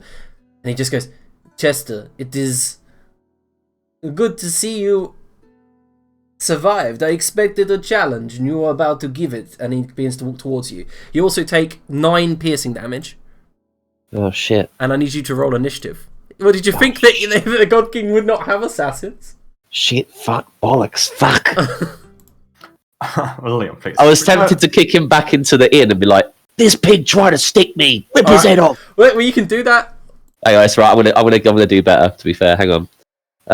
Or at least better in my mind. Let me just roll initiative. Sorry, sir. Yep. I haven't got a token. Do I just roll it? Drag the token out onto the map, Ah, right, you are. and then you can click it. Sorry that it's taking me so long to load up. No, it's okay. Guys, stop making that fucking face when you do that. He's bouncing up and down. What's with the fuck. D&D hats? Both of you have got one. Well, I saw Rocket had his, and I never have a chance to wear mine. Fair enough. Oh, for fuck's sake! I just saw it on the side and thought I should wear this. Alright, so Chester. Wait, Chester's become like a Megazord. Yeah. I'm not that fan. I'm not a fan of him being that big. I don't know how you managed to get that token when you've got a perfectly connected one on your character sheet. How did you get that? Yeah. I dragged it over, it just appeared that big, but then again, I've almost 100% done something wrong. There you go, there's your current token, and you got an 8, right? Yeah. Yeah, okay, so the assassin moves forward fast, draws his blade back, and goes to attack you. You better hit, bitch. The first one you manage to duck out the way, but the next he punches you in the gut, and as you bend over, brings the short sword up and shoves it straight into your gut, through your back and out. Can you make a Constitution saving throw? He did get a critical strike. Yeah. Just a dagger. Fuck. Alright, Is so... about to hit the dust. Yep, you take a total of 30 damage. Oh, fuck me. That is Run. all of Chester Dagger's total HP. Turn into a T-Rex. And this new poison pulses through your body rather than tries to paralyze you. He is about to meet his maker. Alright, so Guys. Chester. Leave Chester to his battle so that you can focus. Alright, go ahead. You picked the wrong fucking day to mess with me. You. No, I have not. Surrender, or I kill you. I'll cast this on him. Okay, what do you say? You're gonna go back, and you're gonna keep delivering me information on your whereabouts and plots each day until I know exactly what you lot are planning. Alright, you rolled a natural 1, so the gears takes effect. Oh, for fuck's sake. There's gonna be a lot of gears happening Alright. in this campaign, I feel. Anything else for you?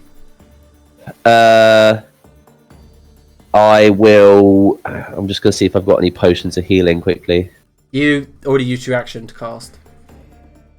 Oh yeah, of course. Then I will. Can I explanabrag myself? Because it's a one-on-one combat, yes, but in a normal combat I wouldn't let you. Great job, me. Oh, to be fair, I could totally see that being Yeah. He like gives himself a high five, like. Yeah. Alright, okay, so Chester, you expand back. He, can you roll 5d10? Oh, he's such a little bitch. Have you not noticed that the Inquisitors are zealous assholes? He can only do that once per day, though, can't he? Go against Yep. my... No, he can only take the damage once per day. But then what's the point of Geas? That it can do exactly what Rocket did. Gotta use it on low-level people. Or people political that figures. You can use persuasion to intimidate, etc., to make people do stuff. Right, But now, okay. like, so every day that he doesn't deliver you information, he will take 5d6. It's gonna get 5d10. increasingly difficult when Chester is dead. Yeah, it's going to be increasingly... All I can hope is that he doesn't fucking kill me this round, and then I'll just go T-Rex. Can you make a Constitution saving throw? As long as he didn't fucking crit. Nope. You lucky fuck, you take 33 damage. Holy shit. As he stabs you again across the chest, and then as you like fall to the ground, he brings his knee up and it cracks against your jaw, and you feel one of your back teeth loosen, and then he slams your head against the side of the dock as you bounce back up to your feet. Not the moneymaker! Alright, Chester, it's your turn. You, sir, are about to wish you weren't here. Okay, so you turn into a T-Rex. I can't do. believe he still has that many spell slots left over after we fought the Valkyrie. Could have healed me. Oh fuck, have we not had a long rest? No. Oh shit, I'm cheating. No. Tut, do you not have a T-Rex then? I don't. I definitely had a slot 5, but I didn't have a okay. T-Rex, I You don't can think. you can upcast it. So you can cast it as a higher level spell. No, I just used it on layback anyway. Ah. So, well now I'm fucked, don't I? I'll cast fucking Pleasure Yeah. Palace and curl myself up into sleep. Do you have second level for invisibility? No, I've got 4th level Surprise Your Friends invisibility. What else have I got here? Well, I've got one more chance. You got Monkey See, Monkey Do. I've got Monkey See, Monkey Do. Alright, let's see what he rolls. Okay, he fails. What do you want to do? Let's go! And you can concentrate on it for 8 hours. Run into that pub over there and shout, I'm the God King's little bitch, take me.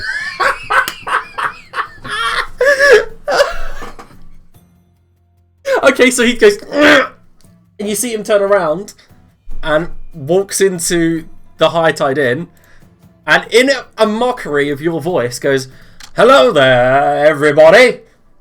I am the God King's bitch. Do to me what you will." And then the first thing you see is a tankard hit him up the side of the head in the temple. And I'm bolting already, I'm running. Alright, so you're running. Alright, so you get 30 foot away, right? And another assassin. Oh god. Okay, so he breaks free from their grasp and goes to shoot you with a light crossbow from the door. I'm dead. Nope, it goes wide. Oh yes. Run, you beautiful fool, run! I've still got poison in me as well. It's all good, Yeah, man. you know what's really good if you've been poisoned? Running down quick and making your heart rate pump. My Sunday priority gets poisoned every session. Just deal with it. Alright, so Chester, it's your turn. As I'm running, I'll give myself a tasty little massage. Like, you know, all over my limbs, around all the crevices of my back.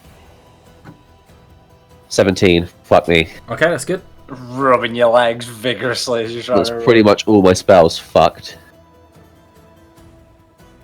It's like doing a pre-stretch before going for a jog.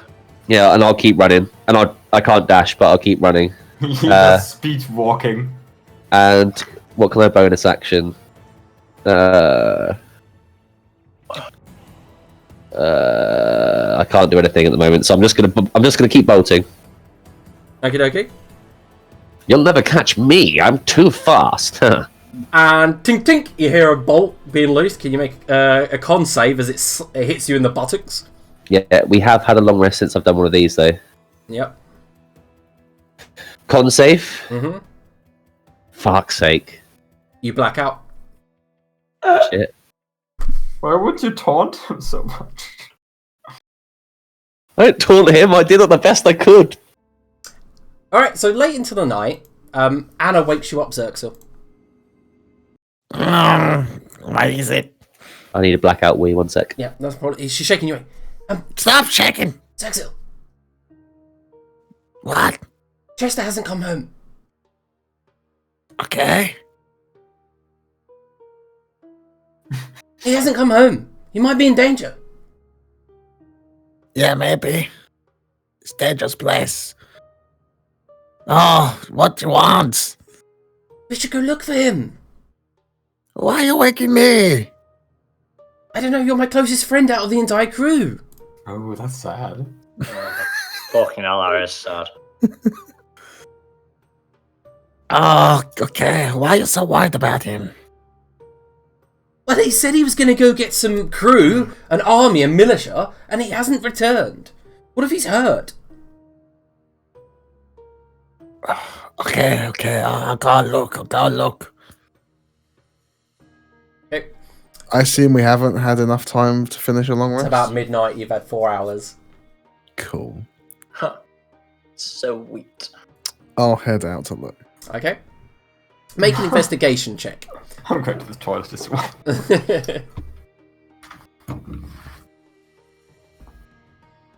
Alright, so you and Anna, she gives you advantage while you're doing it, but you and Anna are looking around, and eventually you come across the flotilla market, where you hear a bunch of people are talking, and because you are lizard folk and you talk draconic, you're the only one that can actually overhear them speaking. Some lizard folk are talking about how a fight had happened here, and they'd seen basically what they called it, the fancy pants hat wearing human fell over with an arrow in his butt. Okay. That's as far as you I'll know. approach them. Okay. Yeah? Don't look so aggrieved. Just come to hear what you're saying. Where's these fancy pants? They look at one another, and then you see that they're kind of like greasy looking lizard folk, so they're like probably of the Mudfin clan. They kind of got like brownish to orange scales, and one of them puts out his hand and goes, "You gonna grease the palms?"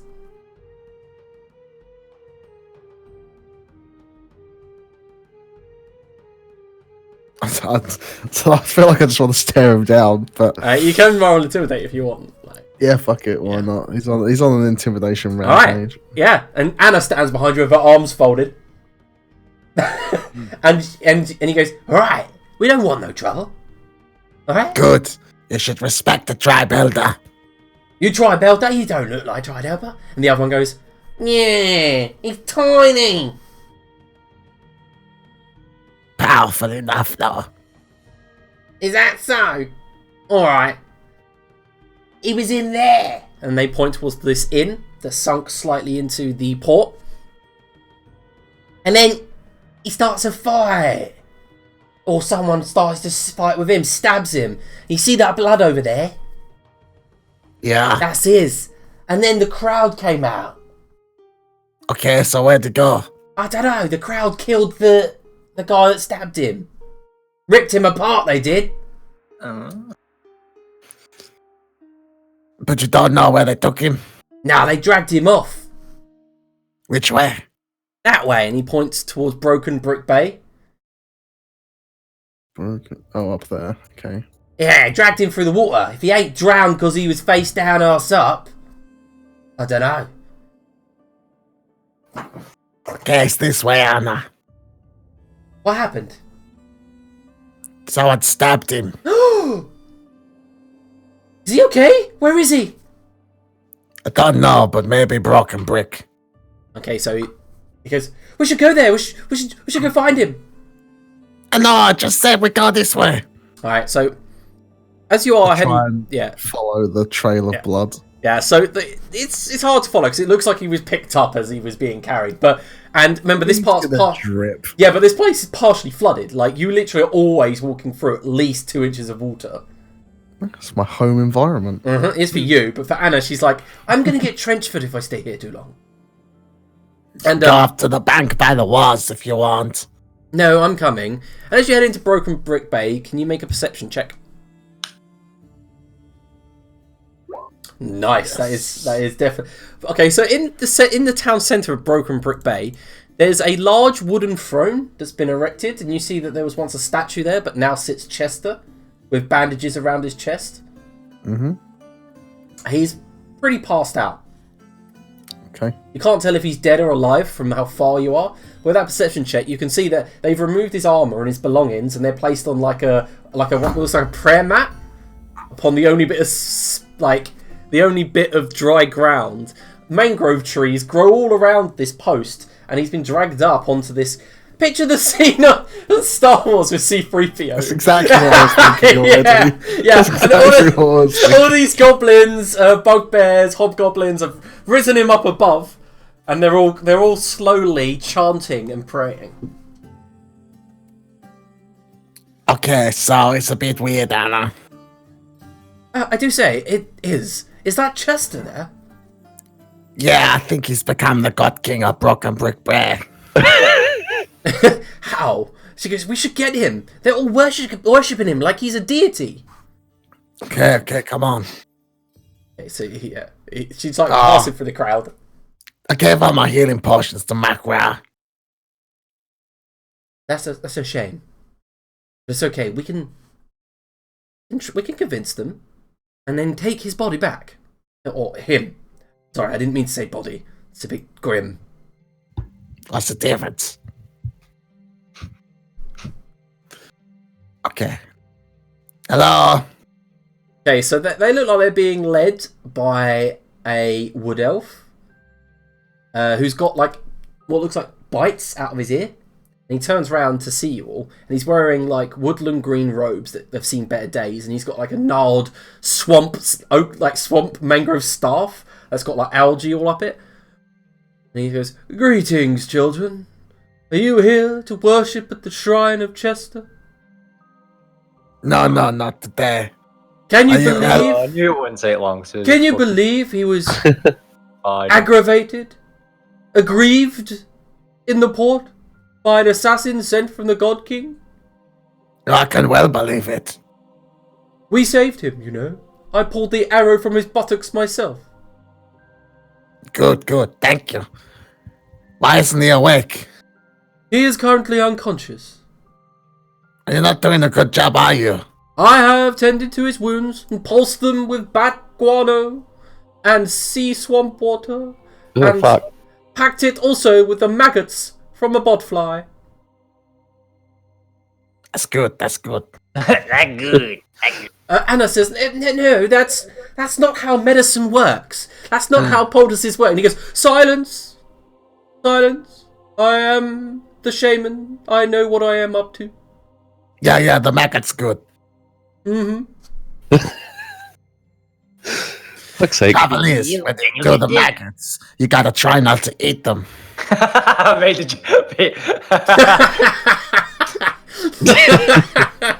see. You see, he nearly cracks a smile and after goes, "No, one would never eat a poultice." You can do. When you take it off, it's got extra juice. You are filthy, even for me. Okay, well, we take him now. No, you may not take Chester. What do you mean, may not? It's not you to decide. He is ours now.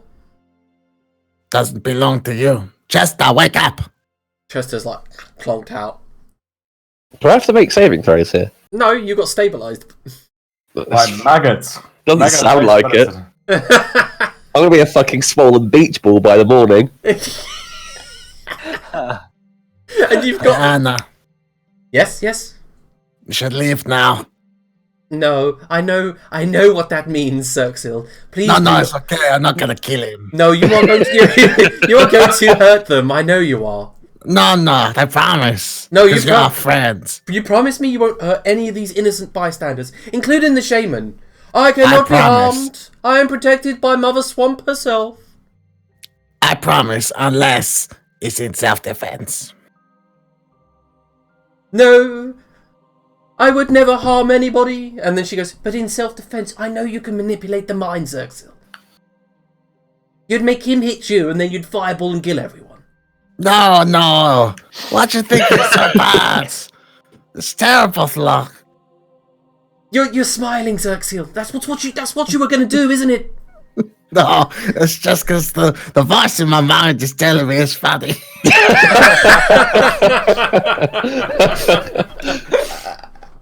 Oh. No, it's very simple. Shaman, turn away. Okay, but only this once. And he turns around. Okay, so I'm just gonna get him and we can fly away. But you're too many. Ah, okay, well, I'll back off and blend in the crowd. I'll see you back at the conservatory, yes? Okay, bye. Okay.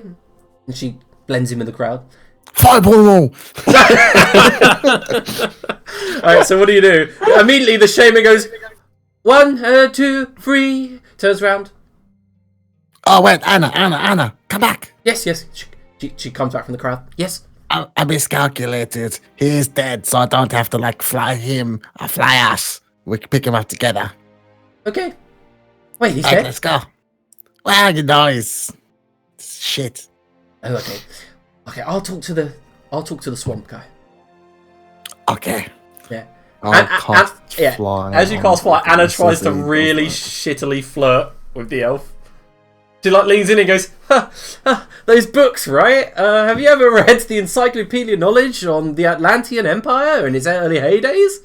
And he just goes, I am not interested in any of that. And she's like, but what about this? And she kind of tugs at her robes, but they're too tight to go any further.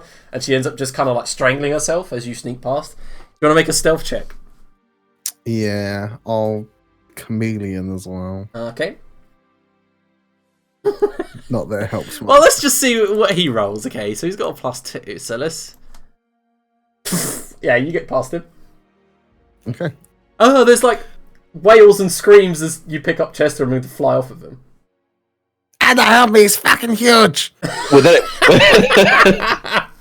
any luck, they won't see the little lizard carrying me, and I'll just look like a deity even more.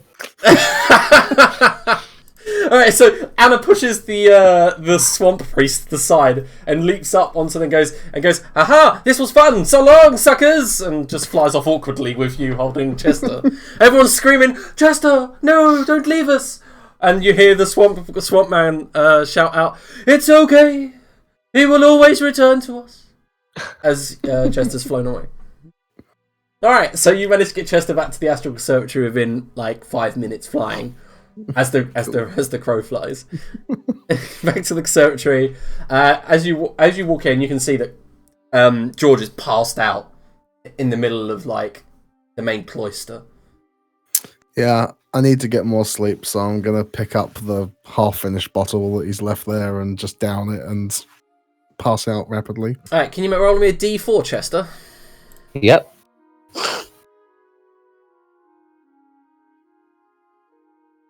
Three. Alright, so as everyone falls asleep, Chester, your eyes open roughly about 3 in the morning.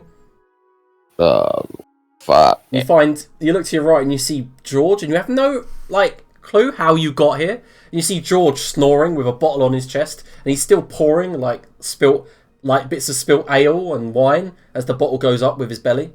Shit, how much of that did I have? And you go, and there's really sore, red hot, and stinging on your arse cheek. Uh-oh, how much of that did I have? Your hand goes to the wound, and also you've got none of your items. Did I hang on a minute, as I reach down I realise it's not in the centre, I'll be like, how much of that did he have? Right, okay. So, yeah. I'll be like, I'm gonna, the first thing he's gonna do, how much health I got firstly? 1. I'll give myself a quick massage. Alright. You are also poisoned. The status poisoned. Yep. I don't know how much I can help with that at the moment. But I am going to go immediately looking for my items, because have I got nothing? No, nothing. Fuck. They left all of your gear, even including your armor and your instruments, all of even the fucking Nepheri scroll. Yeah, that's exactly what I'm thinking about. They left a world-shattering artifact in the fucking hands of a simpleton. Not that it was not already in the hands of a simpleton, but fuck, shit. And I'll run out and I'll just be like, "Oi, anyone here? Wake the fuck up!" Everyone's. Oh, I guess George, Gwendif, and Xerxes have been drinking, so they're out cold. At that moment, Yeah, I imagine Gwendeth is just like a few feet away from George, passed out, acting as a doorstopper somewhere. yeah.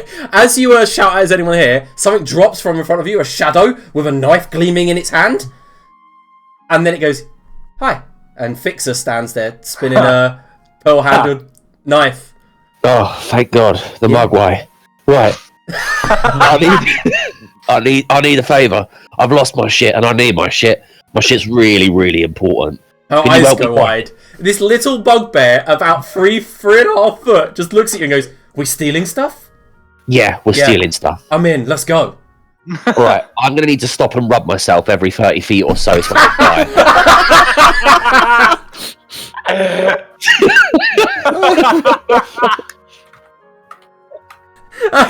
That's your cure wounds, right? Like, I mean, this is. It is, yeah. Oh my So god! All right, so you and Fixer running at 3 a.m. through the swamp, and she's being bitten by midges, and so are you as you run through. You see that the place is still quite busy for this early hours, and you manage to make it towards Broken Brick Bay, Chester, without much. Actually, to be fair, where would you be going? You don't know. I have no idea. I'm just going to head back in the general direction of the pub because I know Alright. that's where I last was. All right, make an investigation check. All right, Fixer. Here's what we do.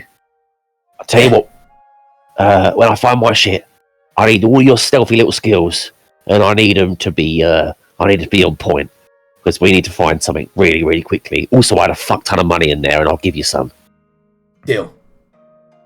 Why does she sound like a? Why does she sound like Big Dave? The voice that you go for is deal. Deal. Deal. No, she's kind of put it on a deal. Let's do it. She's been. Imagine this poor bugbear who's used to being like an acrobatic rogue, climbing, fighting like the other kids on the block. She's been cooped up in a ship for like 3 weeks, and the moment she gets here, she's told not to leave. You've just given her adventure, excitement. She's wide-eyed, ready to do something. And now I'm the favourite uncle.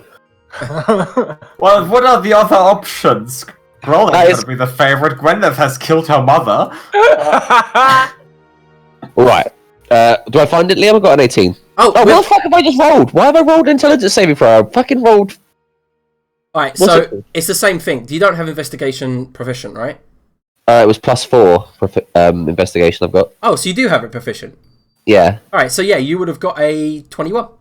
Nice. So you do a little bit of investigation. Find like your blood on part of the docks, and you're limping now, and you're getting some serious pain from your arse cheek. And Fixer goes, "It's your blood. What is? This." She like licks another bit.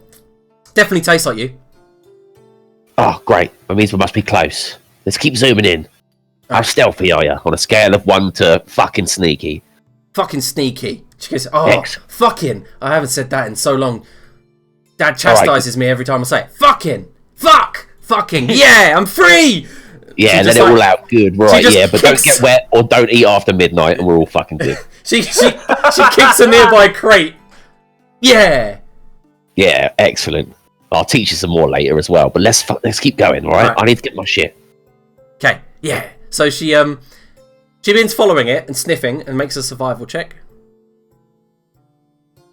Got +3, so 19. And she's like, "Follow me, Chester, Uncle Chester." That's what I'm talking about. Bug chest. And she heads north through the flotilla market, leaping on different flotsam. As she heads towards the north shore, she goes, "They carried you this way." Right, good. Let's keep going. And you eventually see there's like people sleeping in a ring around a chair, Chester. And then you spy a wood elf leaning over what looks like a rug, a prayer mat, with all of your belongings laid out on it. All right, that's my shit. And you hear him shout, "Never fear, keep praying and he will return to us." All right, the way I see it, there are 2 ways we can play this. But I'd like to try the first one first. Yeah, I throw a knife at his head. That's third option. First option, you sneak in there, gather up all my shit, fucking put it in a bag and bring it back. Yeah, And give it to them. Got it. That's option 1. You get into any trouble or any sticky business, I've got a plan for option 2. She rolled a 28 for stealth. Fuck it, yeah. Oh, you're back. That's good. Yeah, and she goes, I got this one. And she just hands you the scroll. She's like, I couldn't carry the rest. Right, that's great. I need all of it. All But right. that's good. That's a good start. Now I can shatter reality. I mean, I don't know. Get extra tasty cereal for a while. Yeah, whatever, uncle. Whatever. And she just runs off back into the crowd, comes back with your quill flute. Okay, good. 2 of 23. What about my fucking 96 platinum pieces? How fast can you run? Fuck it. Here's what we're going to do, alright? I cast Prestidigitation on myself. A small little illusion that makes me have like a halo and my angel wings, if that's okay with you. Yeah, sure. Behold! Right. I think we need some context from these fucking poor peasants who've been living in squalor to see whether they fucking die or not of heart attack. No, as you walk in, he's back. Did I not tell you? You did, noble followers, and I am pleased with your devotion. I knew you would return to us after the filthy lizard stole you. Alas, it was not something I never endeavoured to relive, but I must now return my things to my holy body and go on a pilgrimage to the highest of places. He bows. Of course, Chester. And he rolls the mat towards you. Excellent. I've scrambled all my shit together. Yeah, Fucking and lovely. he leans up and then comes close to your ear to whisper you something. And then he goes, for services rendered, I took 10 of your platinum pieces. And then leans back and goes, he must leave us right now. 100 gold, fucking hell. Can I lean back and whisper? Yeah, like he whispered to you. You can tell he's a charlatan for sure. You keep those 10 platinum pieces, and you raise me, motherfucking militia. If not, I'm going to sneak into your room at night, wrap some barbed wire around the stick, and I'm going to shove it right into your... And good faithful followers, I must adieu. And as you are leaving, he leans in and says, you might want to take the poultice out of your ass. I had no clue what I was doing. Right, you are. Just starts weeping. 10 platinum pieces, the fucking asshole. Honestly, I better have some fucking zealots on my doorstep, like wrapped in fucking leather and chains, banging sticks against wooden shields. Alright. So Chester, Fixer's like, that was fun. Shall we go rob something? Yeah, alright. I need 10 platinum pieces. I'll tell you what. Yeah. He's got 10 platinum pieces on him. You sneak in there, you pull them out of his pocket. Great work. Alright. The second anyone shows a medium of kindness to us. Alright, she comes back and she goes, here. Hands you 10 platinum. And then goes, I'll keep the rest. And then pockets about 19 gold. Nice. I just robbed him blind. See, told you it would work out, and I'll give her 10 gold extra as well. Oh man, you're much better than Pa. That's what I'm talking about. Now, you and me, we keep this between ourselves, and there's no reason why we can't have a couple of little, adventures But here and there. But you know Mimu's gonna know, right? She knows everything. Oh, fuck. Is that the other one? Yeah. Not the other one! Oh my god! She's the one that, starts out... she sees a lot of things. Yeah. Oh, fuck. Might even call it a CA. Right, let's get to her first. Oh no, What's that about an oracle? it's fine because we're sisters and she always kind of sticks up for me even though we fight a lot. It's fine. She wouldn't tell Great. Dad, not yet. Chester looks like up and around and above his shoulders. Thank you, good seer. I am beholden to you. Right, let's get the fuck out of here. All right, so everyone gets their long rests. Chester wakes up maybe 3 hours later than everyone else, but The rest of us just have no idea however- what's been going on. Gwendeth, you wake up and there's something wrong. Like, definitely, you stand up, your hands are shaking. You've got a fever. sweat's dripping from your brow, and it's not just a hangover. You've had hangovers, and as a dwarf, you are used to them. But there's definitely something. There's some burning sensation coming from the back of your neck. And then you reach back, and can you make a intelligence check, just to see if you remember? Okay. I imagine she doesn't. Oh yeah, fuck, she remembers. It's the bite that you got from the insect back on the island when you fought the U1T. In its swelling. And you bring... Fuck me, that is still haunting me. I got that cure. Didn't I get that cure disease or lesser restoration? No. And it's got an incubation period of 3 weeks, Yeah. which you just hit. Guess what episode Liam's just been watching when he's been rewatching all the episodes? No, I've got it noted down because it's got an incubation period of 21 days. Oh, for fuck's sake. You didn't get that lesser restoration at all. Because it went after 24 hours, it just disappeared. George! You're like, and he goes, "What the hell?" And looks at you and goes, "Why are you bright red?"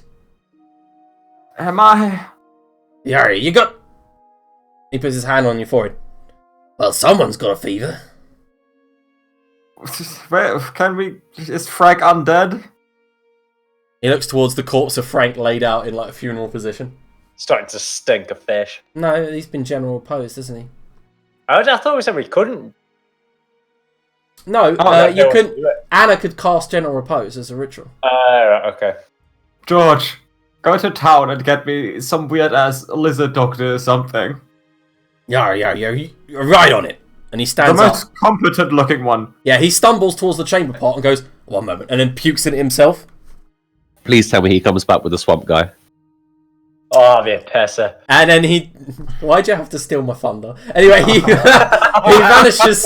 vanishes for a moment and disappears, and he'll be back. So, Gwendef, what are you doing? You've woken up in pain a little bit earlier than the rest. Well, Gwendeth knows that if you're sick, the best thing is to drink a lot of liquid. Mm-hmm. So she immediately grabs the bottle of the box of liquor, Mhm. George, and Right. pulls it to a bedside and proceeds to get drunk. Make a constitution saving throw.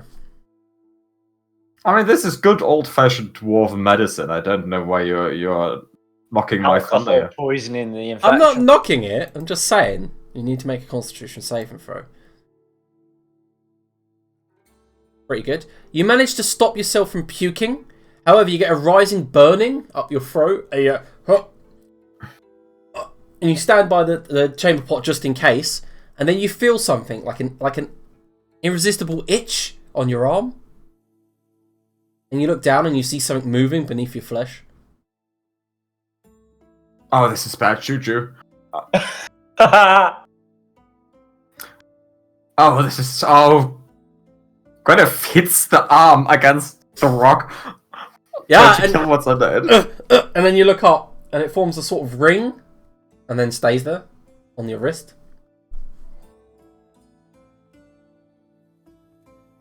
Gwyneth goes back to bed. Okay. About an hour later, the rest of you, of course, will wake up, and Xerxil and Makrar, the first thing you hear is his voice as he approaches, rot-eyed, alongside George, and he's like, "Well, yeah, of course! Yeah, of course I can cure stuff like that. Classic swamp disease!" And I'm just coming to you to get some head. your head? Yeah. It brewed nicely. Come back with me when I'm done here. Okay. Come get me when you're ready. Yeah, okay, so he walks in and goes, "This is my subject!" Points towards Gwendef, passed out near the... And Gwendef, you wake up to see. Ah. Yeah, pretty sick. And not just because she's a dwarf. Fix, that's the only thing allowed to kill me is dragons. Alright. Come here. And he takes a look at the ring appearing on your right wrist and looks at your left, sees you've got one on the bicep. Ah, she got parasites. What bit you? What does Xerxil have to do with this? What? It's something back on Webway Islands. Ah, you were at Wetway. Yeah, we killed UNT, a lot of them. Ah, you've been bitten by a Hydra wasp. A what? They inject their eggs Normally around the spinal column. Can you uninject them? Yes, of course. Yeah, spell. It cost you. Anything? I'm gonna have to go back to my shop. You can come with me. Well, you're gonna have to. I don't want to make the journey back. I've got tiny legs. Gwyneth points at her legs. Well, they're bigger than mine. Anyway, it'll be about 200. 200 silver pieces. Platinum.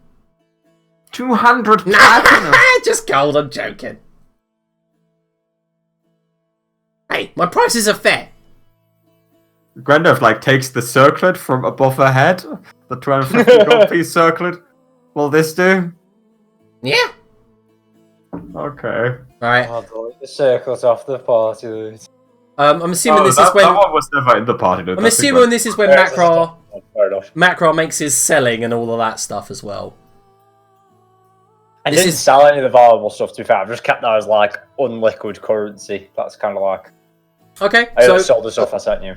Alright, so Xerxil, Gwendef, and Macra go to Rothhide's shop, where Macra goes through his process of selling the gear, and Rothhide haggles it down. And then halfway through, he's found the scroll, and he goes, "Come over here, dwarf! Come on!" And he opens the scroll, and begins casting it, reading from it, his voice becoming cacophonous, distant, magical, as well as like he's on helium. And then when he finishes it, he just walks over and touches you. And you feel like the poison abates from your system.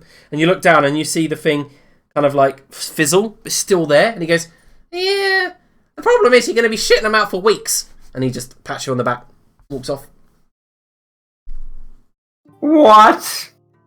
I'm pretty sure parasites like that, they're just in your muscles for the rest of your life. You kill the parasites, but you can't actually get rid of them. So what it's done is it's killed all the parasites currently in you, and then you're going to crap out the eggs and stuff. How was this the 200 gold piece option?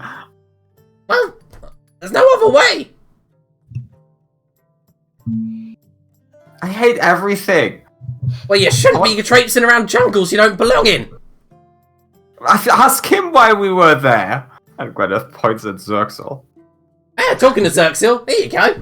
And you look towards the jar, Xerxil, where you see the brews now glowing, all the liquid's now viscous and kind of like a dull grey colour. And as he lifts it out and drips her, you see that the spinal column hangs down slightly, glittering with some of the fluid that's left on it. And then he puts it down onto the table, and then you see that her eyes have just melted down.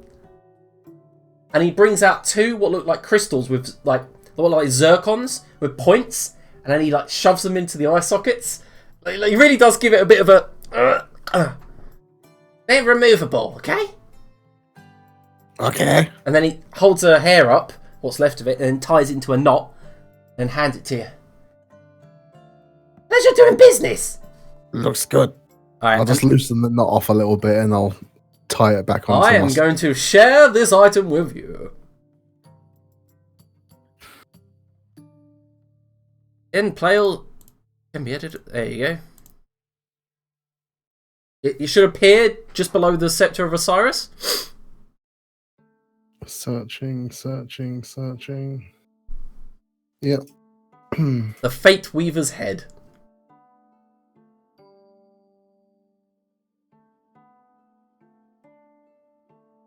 I'm just waiting for you to have any questions.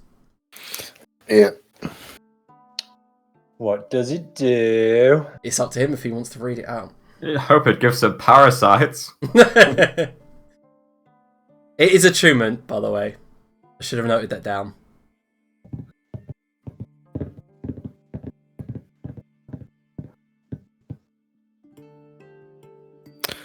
It gives a little bonus to wisdom and intelligence saves, and it also acts as a ritual spellbook.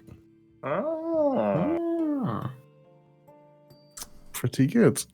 I think I've got Sorry, I 1d4 to 3 of my saves now. Yeah, they don't stack. You don't get 2d4. No, they're three different. They're Oh. three different things. Because I already had 1d4 to my con, so I've now. Oh, you got the braces of resistance on. I assume so. Yeah, I gave someone I made an item called the brace. Yeah, you got armband of Constitution Resilience. Yeah.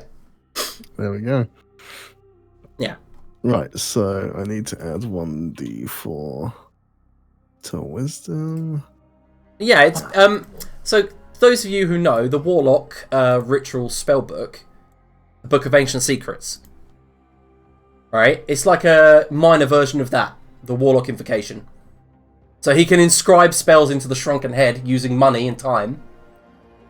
But only up to 7, whereas the Warlock one is as many rituals as you want. I now need to find some ritual spells, I suppose. You do get to pick 2 first level ones straight out the bat. I do. Mm-hmm. But what will they be? Ceremony. Oh, Ceremony's a fucking great spell. I love that. Yep. Alright, so Gwendef, you have been freed of your disease. Gwendolyn goes to the harbour to scout out the ship. Okay, so as you go towards the harbour, you see that the Reaper is docked maybe 100, 200 feet out. And you see there are rowboats going back and forward filled with Mokhul soldiers, Hound Guards, and those Eagle Inquisitors that you fought before. Okay, now here's the thinking. The God King didn't know who the fuck Gwendolyn was. So it stands to reason no one knows who the fuck Gwendolyn actually is. Okay. Which is Gwendolyn's thinking, and yeah, I don't think she's smart enough to avoid them. So she just scouts out the area. Okay, so Macro, what about you? No, I've got a fucking clue, mate. I don't. Macro doesn't. He looks after the kids. He waits for someone smarter than him to make a decision. Alright, He's really good at the whole looking after the kids thing. Alright, Gwendef, can you do me a favour then? Make a perception check from where you are. Oh, Gwendolyn is very perceptive. I need to go to Mokhul City NPCs because I've got a lot. Yeah, Gwendolyn is not very perceptive.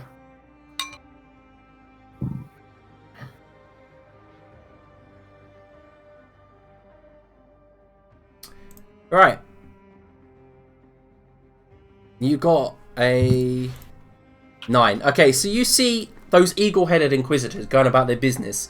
They are carrying furniture, crates, things like that to the docks, and they are what look like buying loyalties. They're like bringing in supplies, what looks like casks of fresh wine, food, rations, salts, spices, meats on racks, nets full of fish, ammunition, firearms, bolts, spears, clubs, swords, all kinds of things. And there is one guy with a large turban with a jewel in the centre, brown of skin, sitting behind a desk. And you see there are people queuing up, and he has a large ledger.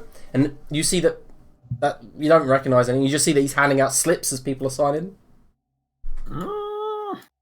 Okay, so how big is this whole operation, like in people terms? Like, if you wanted to undo this operation, how many people would you have to shoot? Alright, so there looks to be about... You remember when you fought 12 Eagle Inquisitors? Yeah. There seems to be another 20 or so. There seems to be normal crewmen, about 100. And then you see more on the ship going about, like ants in a nest. There's also what looks like they've got some sort of Hound Guard contingent. I'm starting to suspect we might as well scratch the plan, take over the boat, now that we have lost our nuclear option. You don't say. Grave just stands there considering if she wants to just get a pardon.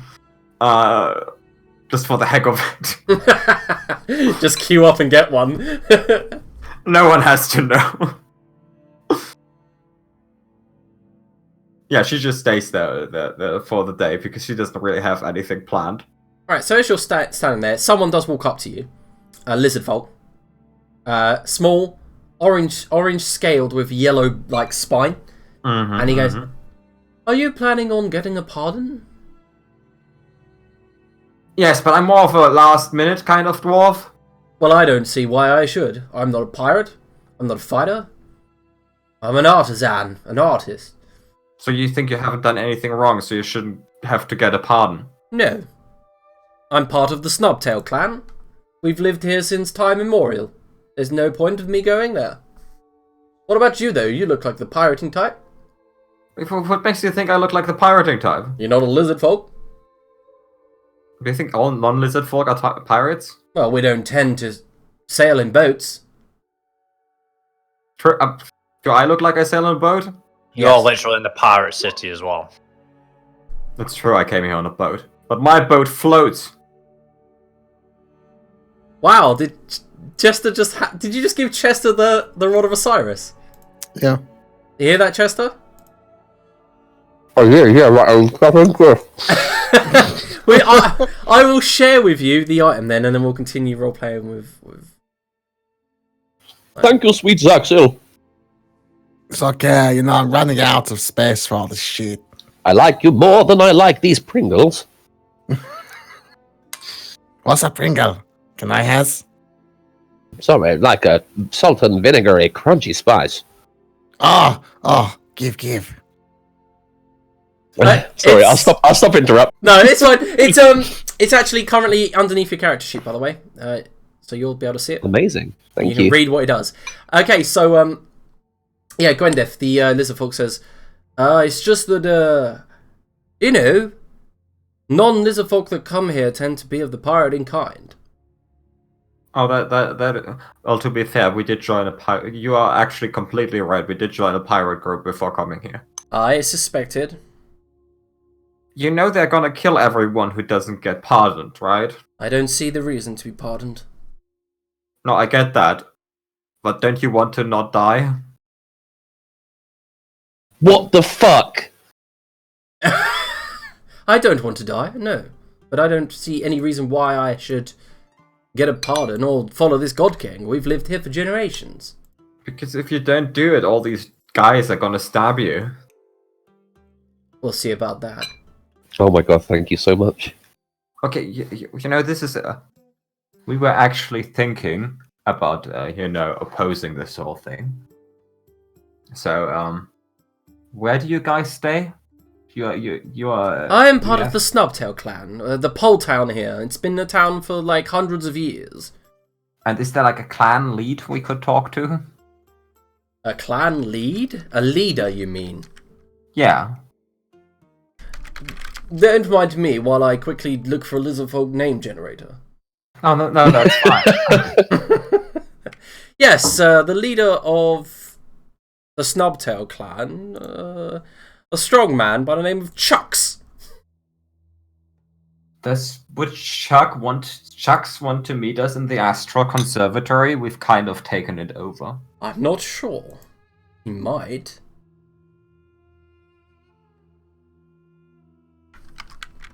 I'm just trying to write all this down. Oh my god, this scepter is actually fucking titties and dragons. Yeah, it's really, really good. And- How much do you owe me?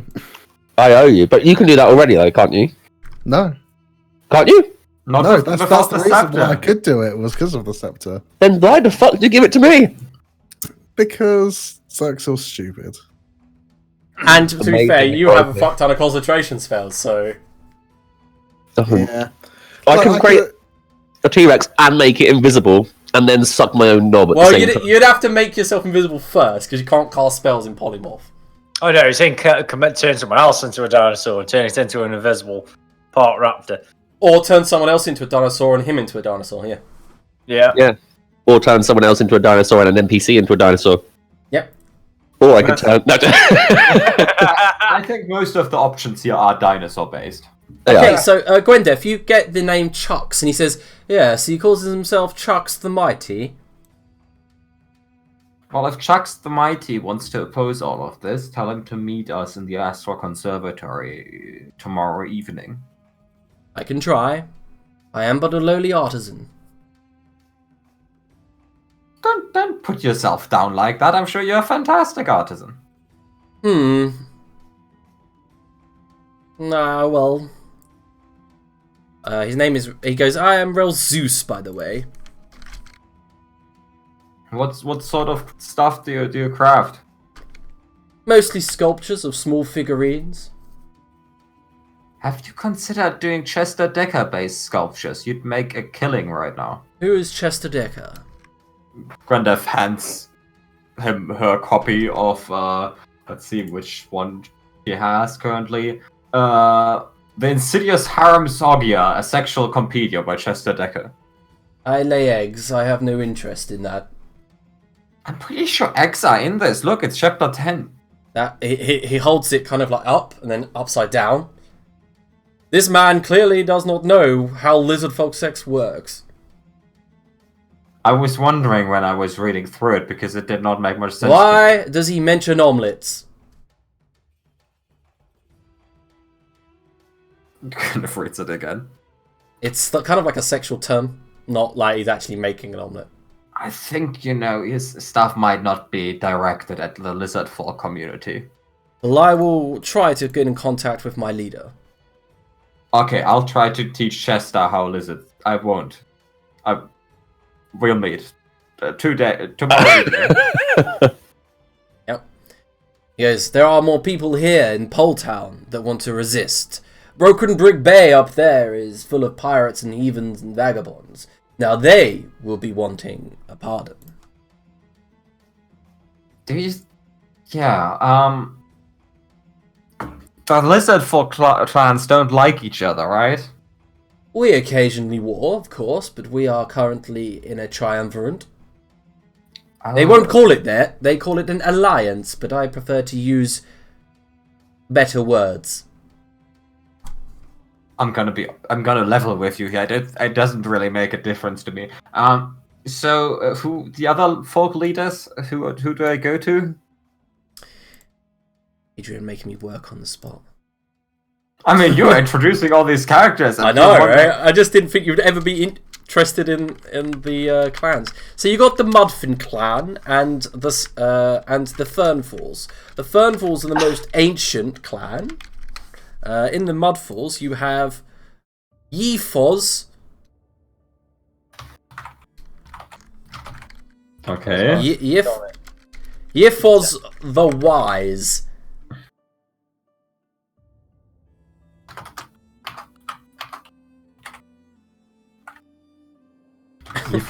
Shucks the Mighty, Yefoz the Wise, and in the Fernfall clan, you have... That random generator actually gave me that name. The Mighty Sax! No, she's not called the Mighty Sax. She's just called Sax. Okay. I'm not using the Mighty Sax. That's such a weird name. May I introduce to you guys our new allies? Chucks the Mighty, Yefoz the Wise, and Sax. A mighty name. Okay, you spelled Yefoz a lot differently from how I did, but sure. I copy-pasted it. From the generator. Okay, I'll talk to the other clans, and maybe we can get a thing going here. He nods. Well, that's your prerogative. Yeah, I don't really know what my prerogative is these days. Good luck, dwarf. Oh, I'll need it. Good luck to you. Not dying. Well, I don't plan to. Not yet, anyway.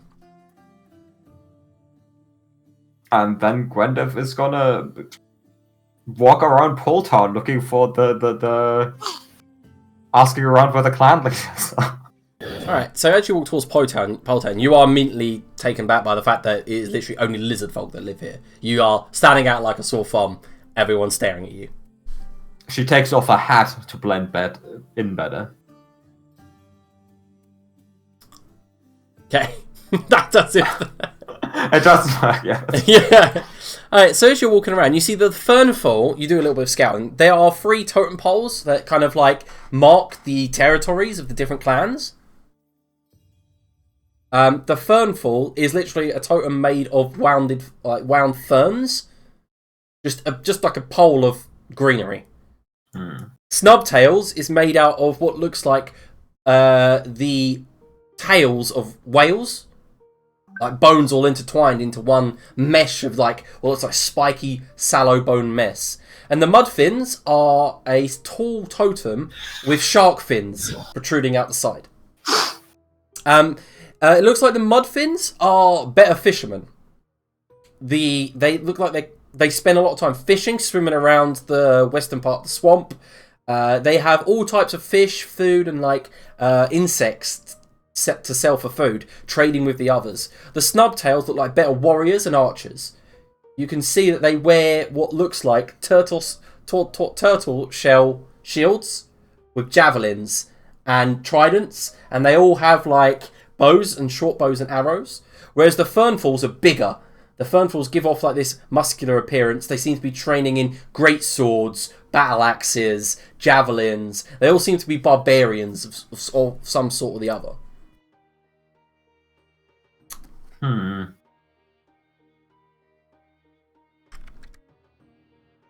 Well, she already told someone to contact Shucks, so she's gonna try to look for Yifos. Yep. So you're gonna look for Yifos. Yeah. Alright, so as you head to Mudfin, Yifos' palace is this round bamboo tower suspended over the swamp.